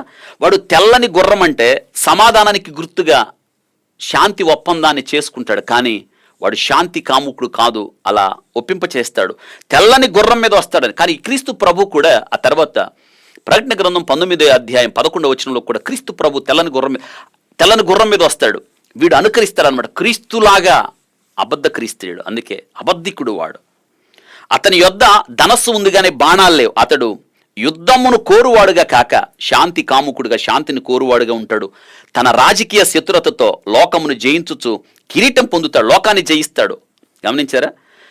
ఇక్కడ మనం వాడు కూడా, అవును, వాడు అనేకులతో సంఘం ఎత్తబడుతుంది. 70వ వారం ప్రారంభం అవుతుంది. అంత్యక్రీస్తు బయటపడతాడు. వీడేం చేస్తాడు తెలుసా? అంత్యక్రీస్తు బయటపడిన వెంటనే వాడు ప్రపంచాన్ని తన ఆధిపత్యంలో తీసుకుంటాడు. యూరోపియన్ ఎకనామిక్ కమ్యూనిటీగా మారుతుంది. ఇది 10 రాజ్యాలు చేరాయి, ఇంకా కొన్ని రాజ్యాలు కూడా చేరతాయి. ఇప్పటికే ఇటలీ, పశ్చిమ జర్మనీ, వెస్ట్ జర్మనీ, తర్వాత ఫ్రాన్స్, తర్వాత Belgium, Holland, Luxembourg, Great Britain, Ireland, Denmark, Greece, ఈ రాజ్యాలని చేరాయి. ఇంకా కొన్ని రాజ్యాలు వాటికి మద్దతు పలుకుతున్నాయి. రానున్న రోజుల్లో ఇవన్నీ కలుస్తాయి. రోమా సామ్రాజ్యం మూలాలు. అయితే చూడండి, వీడు చివరి వారంలో సంఘం ఎత్తబడిన తర్వాత 7 సంవత్సరాల కాలంలో జరిగే సంగతి, యూదులతో నిబంధన స్థిరపరుస్తాడు. యూదులు అనుకుంటారు ఇతనే మెషియా, మనం ఎదురు చూసిన మెషియా ఇతనే కదా. ఇతడు రావడం ఏం చేస్తాడు తెలుసా? శాంతి ఒప్పందాన్ని కుదురుస్తాడు. ఇజ్రాయెల్కి, యూదులకి, పాలస్తీనులకి తరతరాలుగా జరుగుతున్న యుద్ధం మనకు తెలుసు. గత నెల క్రితం కూడా జరిగింది. ఏమిటి అంటే, ఆలయం ఉన్న తావు, ఆ స్థలం వాస్తవంగా దేవుడు అబ్రహాముకి ఆ తర్వాత దావీదు కాలంలో స్థిరపరిచాడు. ఆ స్థలాలు అది వారిది ఆ స్థలం. ఏ స్థలం అందైతే అబ్రహాము తన కుమారుణ్ణి బలిచ్చాడో అదే స్థలంలో తర్వాత కాలంలో దావీదు అరవున ఓర్నాను కళ్ళంలో దేవుని కొరకు స్థలం కొన్నాడు ఆలయం కట్టడానికి. దావీదు నిశ్చయించాడు, కానీ సొలొమోను ఆలయం కట్టాడు. అది దావీదు కొన్నాడు. అవును కదా, ఇప్పుడు వాళ్ళది, అది యూదులది. అయితే ఆ తర్వాత కాలంలో యూదులు చెదరగొట్టబడిన తర్వాత పాలస్తీన్లు ఆక్రమించుకొని ఆ స్థలంలో మసీదు కట్టారు. ఇప్పుడు దాని దగ్గర వివాదం కొనసాగుతూ ఉంది. మనందరికీ తెలుసు, మాదంటే మాది, మాదంటే మాది వివాదం కొనసాగుతుంది. తరతరాలుగా యుద్ధం జరుగుతూనే ఉంది. అతి ప్రాచీనమైన యుద్ధం భూమి మీద నాటి నుండి నేటి వరకు జరుగుతున్న యుద్ధం ఏమిటంటే ఆ స్థలం. ఇప్పుడు మసీదు కట్టారు, డోమ్ ఆఫ్ రాక్ కట్టారు వాళ్ళు, అది మాది అంటారు. యూదులు అంటారు మాది అంటారు. ఇప్పుడు అక్కడ ఆలయము కట్టాలి, ఆలయం కట్టాలి. ఆలయం కట్టడానికి పాలస్తీనులు వాళ్ళు ఒప్పుకోరు. మన జరిగిన యుద్ధం అదే కదా, హమాస్ అనే తీవ్రవాదులను అడ్డం పెట్టుకుని వాళ్ళు చేసిన యుద్ధం మనందరికీ తెలుసు. అయితే వీడు వస్తాడు కదా, ఈ క్రీస్తు విరోధి, శాంతి కాముకుడుగా, నిబంధన స్థిరపరచువాడుగా వాడు రావడం ఏం చేస్తాడు తెలుసా? యూదుల్ని పాలస్తీనులను దగ్గరికి చేర్చి శాంతి ఒప్పందం కుదురుస్తాడు. తరతరాలుగా ఉన్న సమస్య పరిష్కారం చిటికలో పరిష్కరిస్తాడు. పాలస్తీనీలు ఏం చేస్తారు తెలుసా? ఆలయం కట్టుకోమంటారు. గమనించండి, ఆలయం కట్టుకోమంటారు. యూదులకు కావాల్సింది అదే కదా, ఆలయం కట్టేస్తారు. ఆలయం కడతారు చూడండి. అప్పుడు యూదులకి మరింత ప్రేమ ఇద్ది వాడి మీద, అనేకులతో ఒప్పందం కుదిర్చిన వాడి మీద విపరీతమైన ప్రేమ ఇద్ది. ఇతడే నిజమే శాంతినిచ్చిన వాడు, సమాధానానికి అధిపతి, ఈయనే మనం ఎదురు చూస్తున్న మెషియా అని ఆలయం కడతారు. ఆ తర్వాత మనం అదే కదా, అక్కడ 3.5 సంవత్సరాలు గమనించండి, అక్కడ వాక్య భాగంలో మనం అదే చూస్తున్నాం. 27వ వచనం చూడండి. అతడు ఒక వారమునకు అనేకులకు నిబంధన స్థిరపరచును, వారానికంటే 7 సంవత్సరాలు, చివరి వారం అర్ధవారమునకు బలిని నైవేద్యమును నిలిపివేయును. అర్ధవారానికి, అర్ధవారం అంటే 3.5 సంవత్సరాలకి. గమనించండి, బలిని నిలిపివేస్తాడంట. ఇప్పుడు ఇక్కడ గమనించండి, బలి నైవేద్యం ఇవ్వాలంటే ఆలయం కట్టబడాలి కదా, వీడు దగ్గరుండి ఆలయం కట్టిస్తాడు. ఇంత సుదీర్ఘమైన సంవత్సరాలు సమస్య పరిష్కారం కాలేదు, కానీ ఈ క్రీస్తు విరోధి వచ్చి అధికారం అంతా తన గుప్పిట్లో పెట్టుకొని సమస్యకు పరిష్కారం చూపిస్తాడు. యూదులు నమ్ముతారు, నిబంధన స్థిరపరుచుకుంటారు. అయితే ఆలయం కట్టిన తర్వాత బలి నైవేద్యాలు జరుగుతున్న కాలంలో యూదులు అత్యధికంగా సంతోషంగా ఉంటారు. అయితే 3.5 సంవత్సరాలు గడిచిన మీదట ఏం చేస్తాడు తెలుసా? వీడు వచ్చి ఆలయంలో కూర్చుంటాడు. కూర్చొని ఇక మీ బలి నైవేద్యం ఆపండి, నేనే దేవుణ్ణి, నన్ను మీరు ఆరాధించాలి అని ఉత్తర్వులు జారీ చేస్తాడు. ఈ విషయం పౌలు గారు తెస్సలోనికే సంఘానికి రాస్తాడు. 2వ తెస్సలోనికే పత్రిక 2వ అధ్యాయం 2-4 వచనాలు. మీరు ఖచ్చితంగా ఈ మాటలు మీ నోట్స్లో రాసుకోవాలి, చూసి రాయండి. 2వ తెస్సలోనికే పత్రిక 2వ అధ్యాయం 2-4 వచనాలు. ఏది దేవుడు అనబడెనో, ఏది పూజించబడనో దాని అంతటిని ఎదురించుటకు దానికంతటికి పైగా వాడే అనేకులతో నిబంధన చేసేవాడు. చివరి వారంలో బయటకు వచ్చే దానియేలు గ్రంథం చివరి వారం, ఈ 7 సంవత్సరాల్లో బయటకు వచ్చే క్రీస్తు విరోధి వాడు తన్ను తాను హెచ్చించుకొను. ఆ 3.5 సంవత్సరాలు బలిని నైవేద్యాన్ని ఆపేసి వచ్చేస్తాడు, దేవాలయంలోకి వచ్చి కూర్చుంటాడు. తాను దేవుణ్ణని తన్ను కనబరుచుకొనొచ్చు అంటాడు యూదులతో. ఆపండి, ఇంకా నేనే దేవుణ్ణి, నన్ను ఆరాధించండి అంటాడు.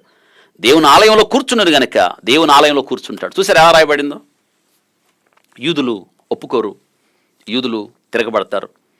ఏమాత్రం అప్పుడు వాడి నిజస్వరూపం, వాడు ఒప్పందం అబద్ధమని, వాడు శాంతి దాత కాదని, వాడు మోసగాడని వెంటనే యూదులు అప్పుడు అర్థమవుద్ది, వీడు మనం అనుకున్న మెషే కాదు, వీడు అబద్ధ క్రీస్తు వీడు.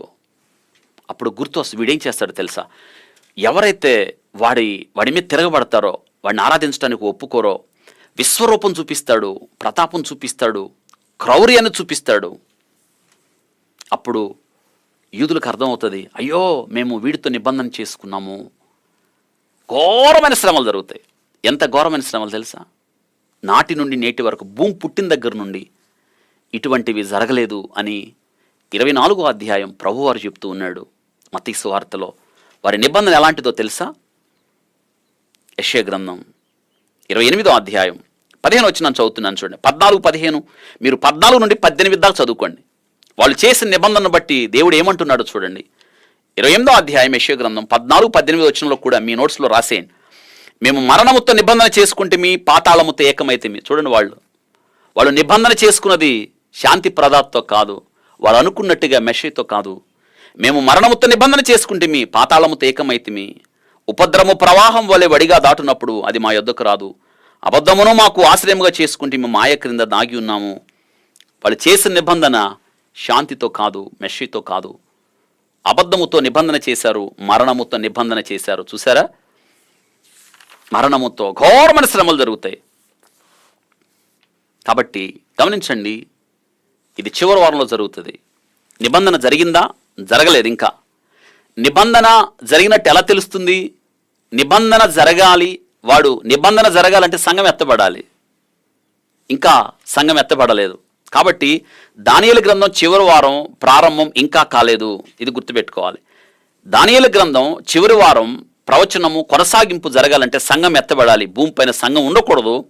ఇది మనం జ్ఞాపకం చేసుకున్నాం. కాబట్టి గమనించండి, ఈ 7 సంవత్సరాల సంఘం ఎత్తబడిన తరువాత 3.5 సంవత్సరాలు ఇజ్రాయేలుకు ఒకలాంటి శ్రమలు. ఆ 3.5 సంవత్సరాలు వాక్యంలో రాయబడింది మహాశ్రమలని మనం వాక్యంలో మనం చూస్తున్నాం. కాబట్టి వాడు చూసారా, అమెరికా దేశపు అధ్యక్షులు చాలామంది ఈ యొక్క పాలస్తీనాకి ఇజ్రాయెల్కి మధ్య ఉన్న సమస్యను పరిష్కరించడానికి ఎంతోమంది ప్రయత్నం చేశారు, కానీ కుదరలేదు.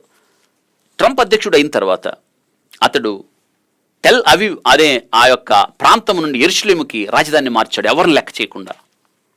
అతడు పాలస్తీనులకి ఈ యొక్క ఇజ్రాయెల్కి మధ్య శాంతి ఒప్పందాన్ని కుదర్చడానికి ప్రయత్నం చేశాడు, ఈ ఆలయం విషయం. కానీ యూదులు ఒప్పుకున్నారు, కానీ పాలస్తీనులు ఒప్పుకోలేదు. ఎందుకంటే శాంతి ఒప్పందం కుదరదు, వాడు రావాల్సిందే. వాడు అబద్ధానికి జనకుడు ఉన్నాడు కదా, అబద్ధ క్రీస్తు, వాడు అంత్యక్రీస్తు, క్రీస్తు విరోధి రావాలి. క్రీస్తు విరోధి వచ్చినప్పుడు వాడు యుద్ధం చేయడు. వాడి చేతిలో బాణం ఉంది కానీ, చూసారా, విల్లుంది కానీ బాణాలు లేవు. వాడు శాంతి సమాధానాన్ని కోరువాడిగా వస్తాడు వాడు. గమనించారా? ఇది మనం మత్తయి సువార్త 24వ అధ్యాయంలో మనం చూస్తాం. ఇవన్నీ కూడా వేదంలోకి ప్రారంభం. 24వ అధ్యాయం 8వ వచనం మత్తయి సువార్త. సంఘం ఎత్తబడిన తరువాత మొదటి 3.5 సంవత్సరాలు వేదనలు ప్రారంభం అవుతాయి. అంత్యక్రీస్తు బయటపడతాడు. వాడు యూదులతో ఒప్పందం చేసుకుంటాడు. ఆ తర్వాత యూదులు మోసపోతారు, మరణంతో ఒప్పందం చేసుకుందామంటారు. 24వ అధ్యాయం మత్తయి సువార్త 8వ అధ్యాయంలో ఇవన్నీ వేదనలకు ప్రారంభం అని యూదుల మీద వాడు ప్రచండ కోపంతో బయలుదేరతాడు. ఇది చివరి 3.5 సంవత్సరాల్లో మనం చూస్తాం. తెలుసా, వాళ్ళు ఎంత ఘోరంగా హింసించబడతారో. వాక్యంలో రాయబడింది మత్తయి సువార్త 24:21లో, లోకారంభము నుండి ఇప్పటి వరకు అట్టి శ్రమ కలగలేదు, ఇక ఎప్పటికీ కలగదు అని ప్రభువే చెప్తున్నాడు. అయితే ఈ 70వ వారం ఎలా ముగుస్తుంది? 7 సంవత్సరాలు శ్రమలు అయిన తర్వాత. అయితే ఈ 70 వారాల ప్రవచనం ఈ చివరి 7 సంవత్సరాలు ఎప్పుడు ప్రారంభమవుతాయో చెప్పాను. సంఘం ఎత్తబడిన తర్వాత వాడు బయటపడతాడు. వాడు ప్రపంచాన్ని తన హస్తగతం చేసుకుంటాడు, పరిపాలకుడుగా ఉంటాడు. పాలస్తీనులకి యూదులకు ఒప్పందం కుదిర్చి 3వ ఆలయం కట్టబడేటట్టు చేస్తాడు. యూదులు నమ్ముతారు, ఇంతకాలం పరిష్కారం కాకుండా ఉన్న సమస్య పరిష్కారం అందిన ఆలయం కట్టి బలి నైవేద్యమును వారు ప్రారంభించినప్పుడు వాడు 3.5 సంవత్సరాల తర్వాత బలి నైవేద్యాన్ని ఆపి దేవాలయంలో వాడే కూర్చొని నేనే దేవుణ్ణి ఆరాధించండి అంటారు. యూదులు తిరగబడతారు. ఘోరమైన శ్రమలు, చివరి 3.5 సంవత్సరాలు ఘోరమైన శ్రమలు. అయితే ఇది చివరి వారంలో జరుగుతుంది. సంఘము శ్రమలలో ఉండదు. 7 సంవత్సరాల శ్రమలని మనకు ఎలా తెలుస్తుందంటే దానియేలు గ్రంథం 69 వారాలు అయిన తర్వాత 70వ వారాన్ని బట్టి మనం ఈ 7 సంవత్సరాల శ్రమల కాలం ఉంటుందని మనం లెక్కించవచ్చు. కాబట్టి ఈ సమయంలో ఏం జరుగుతుంది? 7 సంవత్సరాలు ఆకాశంలో మధ్యాకాశంలో విందైన తర్వాత భూమి మీద మహాశ్రమలు అయిన తర్వాత 7 సంవత్సరాల 70వ వారం చివరిలో క్రీస్తు ప్రభువారు సంఘమును వెంట పెట్టుకొని ఆయన మేఘారూఢుడై వస్తాడు. అదే మనం ధ్యానం చేస్తున్న ప్రకటన గ్రంథం 1వ అధ్యాయం 7వ వచనం. మేఘారూఢుడై ఆయన వచ్చుచున్నాడు. ఎప్పుడు వస్తాడు? దానియేలు గ్రంథం చివర. దానియేలు గ్రంథం చివరంటే సంఘం ఎత్తబడి 7 సంవత్సరాలు అయింది. భూమి మీద 3.5 సంవత్సరాలు వేదంలో ప్రారంభం, చివరి 3.5 సంవత్సరాలు ఘోరమైన శ్రమలు జరుగుతున్నాయి కింద భూమి మీద. ఆ ముగింపులో క్రీస్తు ప్రభువారు 7 సంవత్సరాల తర్వాత రహస్య రాకడికి బహిరంగ రాకడి 7 సంవత్సరాలు తేడా అని చెప్పాను. 7 సంవత్సరాల కాలం అయిన తర్వాత 70వ వారం క్రీస్తు ప్రభు సంఘాన్ని వెంట పెట్టుకొని భూమి మీదకి వస్తాడు. అప్పుడు వాక్యం అది, భూమి మీద విడిచిపెట్టబడిన వారు చూస్తారు, మేఘారుడై వస్తున్న ప్రభువుని చూస్తారు. ఆ యూదులు చూస్తారు, ఆయన పొడిచిన వారు రోమీలు చూస్తారు, ఏడుస్తారు, ప్రలాపిస్తారు. ఆయన పొడిచిన వారును ఆయన చూచురు. భూమి మీద ఉన్నవారు, రాజులు, గనులు రొమ్ము కొట్టుకుంటారు, గుండెలు బాదుకొని ఏడుస్తారు. అది ఆ వచనము 7వ వచనము, మొదటి అధ్యాయం ప్రకటన. అది అర్థం అవడానికి ఇదంతా మనకి తెలుసుకుంటేనే ఆయన భూమి మీదకి ఎప్పుడు వస్తాడో మనకు అర్థం అవుతుంది. నా మాటలు మీకు అర్థమవుతున్నాయి కదా. దానియేలు ఆ 70 వారాలు, ఆ చివరి వారం, ఆ 7 సంవత్సరాలు మహాశ్రమల కాలం, ఆ చివరి వారం ఎప్పుడు ముగించబడుతుంది? వాక్యంలో రాయబడింది మత్తయి సువార్త 24వ అధ్యాయం 29-30 వచనాలు. ఆ దినముల శ్రమ ముగిసిన వెంటనే, ఆ దినములు ఎన్ని దినాలు? చివరి వారం అంటే 7 దినాలు, 7 దినాలంటే 7 సంవత్సరాలు. ఇదనమాట. అర్థమైంది కదా. ముగిసిన వెంటనే చీకటి సూర్యుని కమ్మును, చంద్రుడు కాంతినీయుడు, ఆకాశము నుండి నక్షత్రాలను, ఆకాశం నుండి శక్తులు కదిలించబడును. అప్పుడు మనుష్య కుమారుని సూచన ఆకాశమందు కనబడును. అప్పుడు ఇక్కడ మనం అది రాయాలి. ఆయన మేఘారూఢుడై వచ్చుచున్నాడు, మేఘారూఢుడై వచ్చుచున్నాడు, ప్రతి నేత్రం ఆయన చూచును. ఇక్కడ జరుగుతుంది అనమాట. అప్పుడు మనిషి కుమారుడు చూచిన ఆకాశమందు కనబడును. అప్పుడు మనుష్య కుమారుడు ప్రభావముతోనూ మహామహిమతోనూ ఆకాశ మేఘారూఢుడై వచ్చుట చూచి భూమి మీద ఉన్న సకల గోత్రముల వారు రొమ్ము కొట్టుకుందురు. ఇప్పుడు అర్థమైంది కదా స్పష్టంగా. ఈ 30వ వచనం స్పష్టంగా రాయబడింది. ప్రకటన గ్రంథం మొదటి అధ్యాయం 7వ వచనంలో దానికి ఇది సరిపోద్ది అనమాట. ఎప్పుడు వాక్యంలో రాయబడింది? ఆ దినముల శ్రమ ముగిసిన వెంటనే, ఆ దినముల శ్రమ, ఆ దినములు చివరి వారం 7 రోజులు 7 సంవత్సరాలు ముగిసిన వెంటనే రొమ్ము కొట్టుకుంటారు, ప్రతి నేత్రము ఆయన చూచును. అప్పుడు ఏమవుతుందంటే, దేవుడు ప్రకటన గ్రంథం 19వ అధ్యాయం 15వ వచనములో జనులు కొట్టుటకై ఆయన నోట నుండి వాడిగల ఖడ్గము బయలువెళుచున్నది అంటున్నాడు. ఆయన నోటి నుండి వాడిగల ఖడ్గం, అగ్ని బయలువెళ్ళి ఆయన శిక్షిస్తాడు. మనం దీనితో వాడిని నశింపచేస్తాడు. ఆ క్రీస్తు విరోధిని నాశనము చేయడానికి వచ్చిన వాడు నాశనం అవుతాడని ఈ 70 వారాల చివరిలో రాయబడింది. ఈ రీతిగా ఈ 70 వారాల ప్రవచనం ఉంది. ఇది మీకు అర్థమైతేనే ప్రకటన గ్రంథంలో ఉన్న విషయాలు మీకు అర్థమవుతాయి. ఇప్పుడు ఈ 70 వారాలు, ఏ వారాల్లో ఏం జరిగిందో మీకు సంపూర్తిగా అర్థమైంది అని నేను అనుకుంటున్నాను. ఒకవేళ అర్థం కాకపోయినా కలవరమేమీ లేదు. మళ్ళీ బైబిల్ తెరవండి, మీరు రాసుకున్న నోట్స్ను మరింత విపులంగా అర్థం చేసుకోవడానికి ప్రయత్నం చేయండి. ఇంకా అర్థం కాకపోతే ఈ వర్తమానాన్ని పదే వినడం ద్వారా ఖచ్చితంగా పరిశుద్ధాత్ముడు మీ వినికిడిలో మళ్ళీ మాట్లాడతాడు. చూసారా, దేవుడు అద్భుతమైన విషయాలు మన కొరకు ఎలా రాశాడో. ఒకవేళ ఇంకా నువ్వు రక్షణ పొందకపోతే, మారు మనసు పొందకపోతే, ఇంకా పాపిగా బ్రతుకుతుంటే విడిచిపెట్టబడతావు. చూసారా శ్రమలు ఎంత ఘోరంగా ఉన్నాయో. ఎత్తబడే సంఘంలో ఉండాలి, క్రీస్తు ప్రభుతో నువ్వు ఉండాలి అంటే ఇప్పుడే, ప్రభా నేను పాపిని, ప్రభా నీ శిలువ రక్తంలో నన్ను కడిగి నీ బిడ్డగా చేసుకుంటే చాలు. యేసుక్రీస్తు నోటితో ఒప్పుకో, హృదయం ముందు విశ్వసించు, యేసునందు విశ్వాసం ఉంచు, నీవు నీ ఇంటి వారు రక్షణ పొందుతారు. నిజమే, ఇది మాటలు, దేవుని మాటలు జ్ఞాపకం చేస్తున్నాడు. ఇంత గొప్ప రక్షణను నిర్లక్ష్యం చేస్తే రాహు ఉగ్రత ఏ రీతిగా తప్పించుకుంటావో ఆలోచించండి. దేవుడు మాట్లాడుతున్న మాట ఇది. నాన్న నీ కొరకే ఈ వర్తమానం. చూసారా, ఆ చివరి వారం తిరుగుబాటు మాన్పబడుతుంది.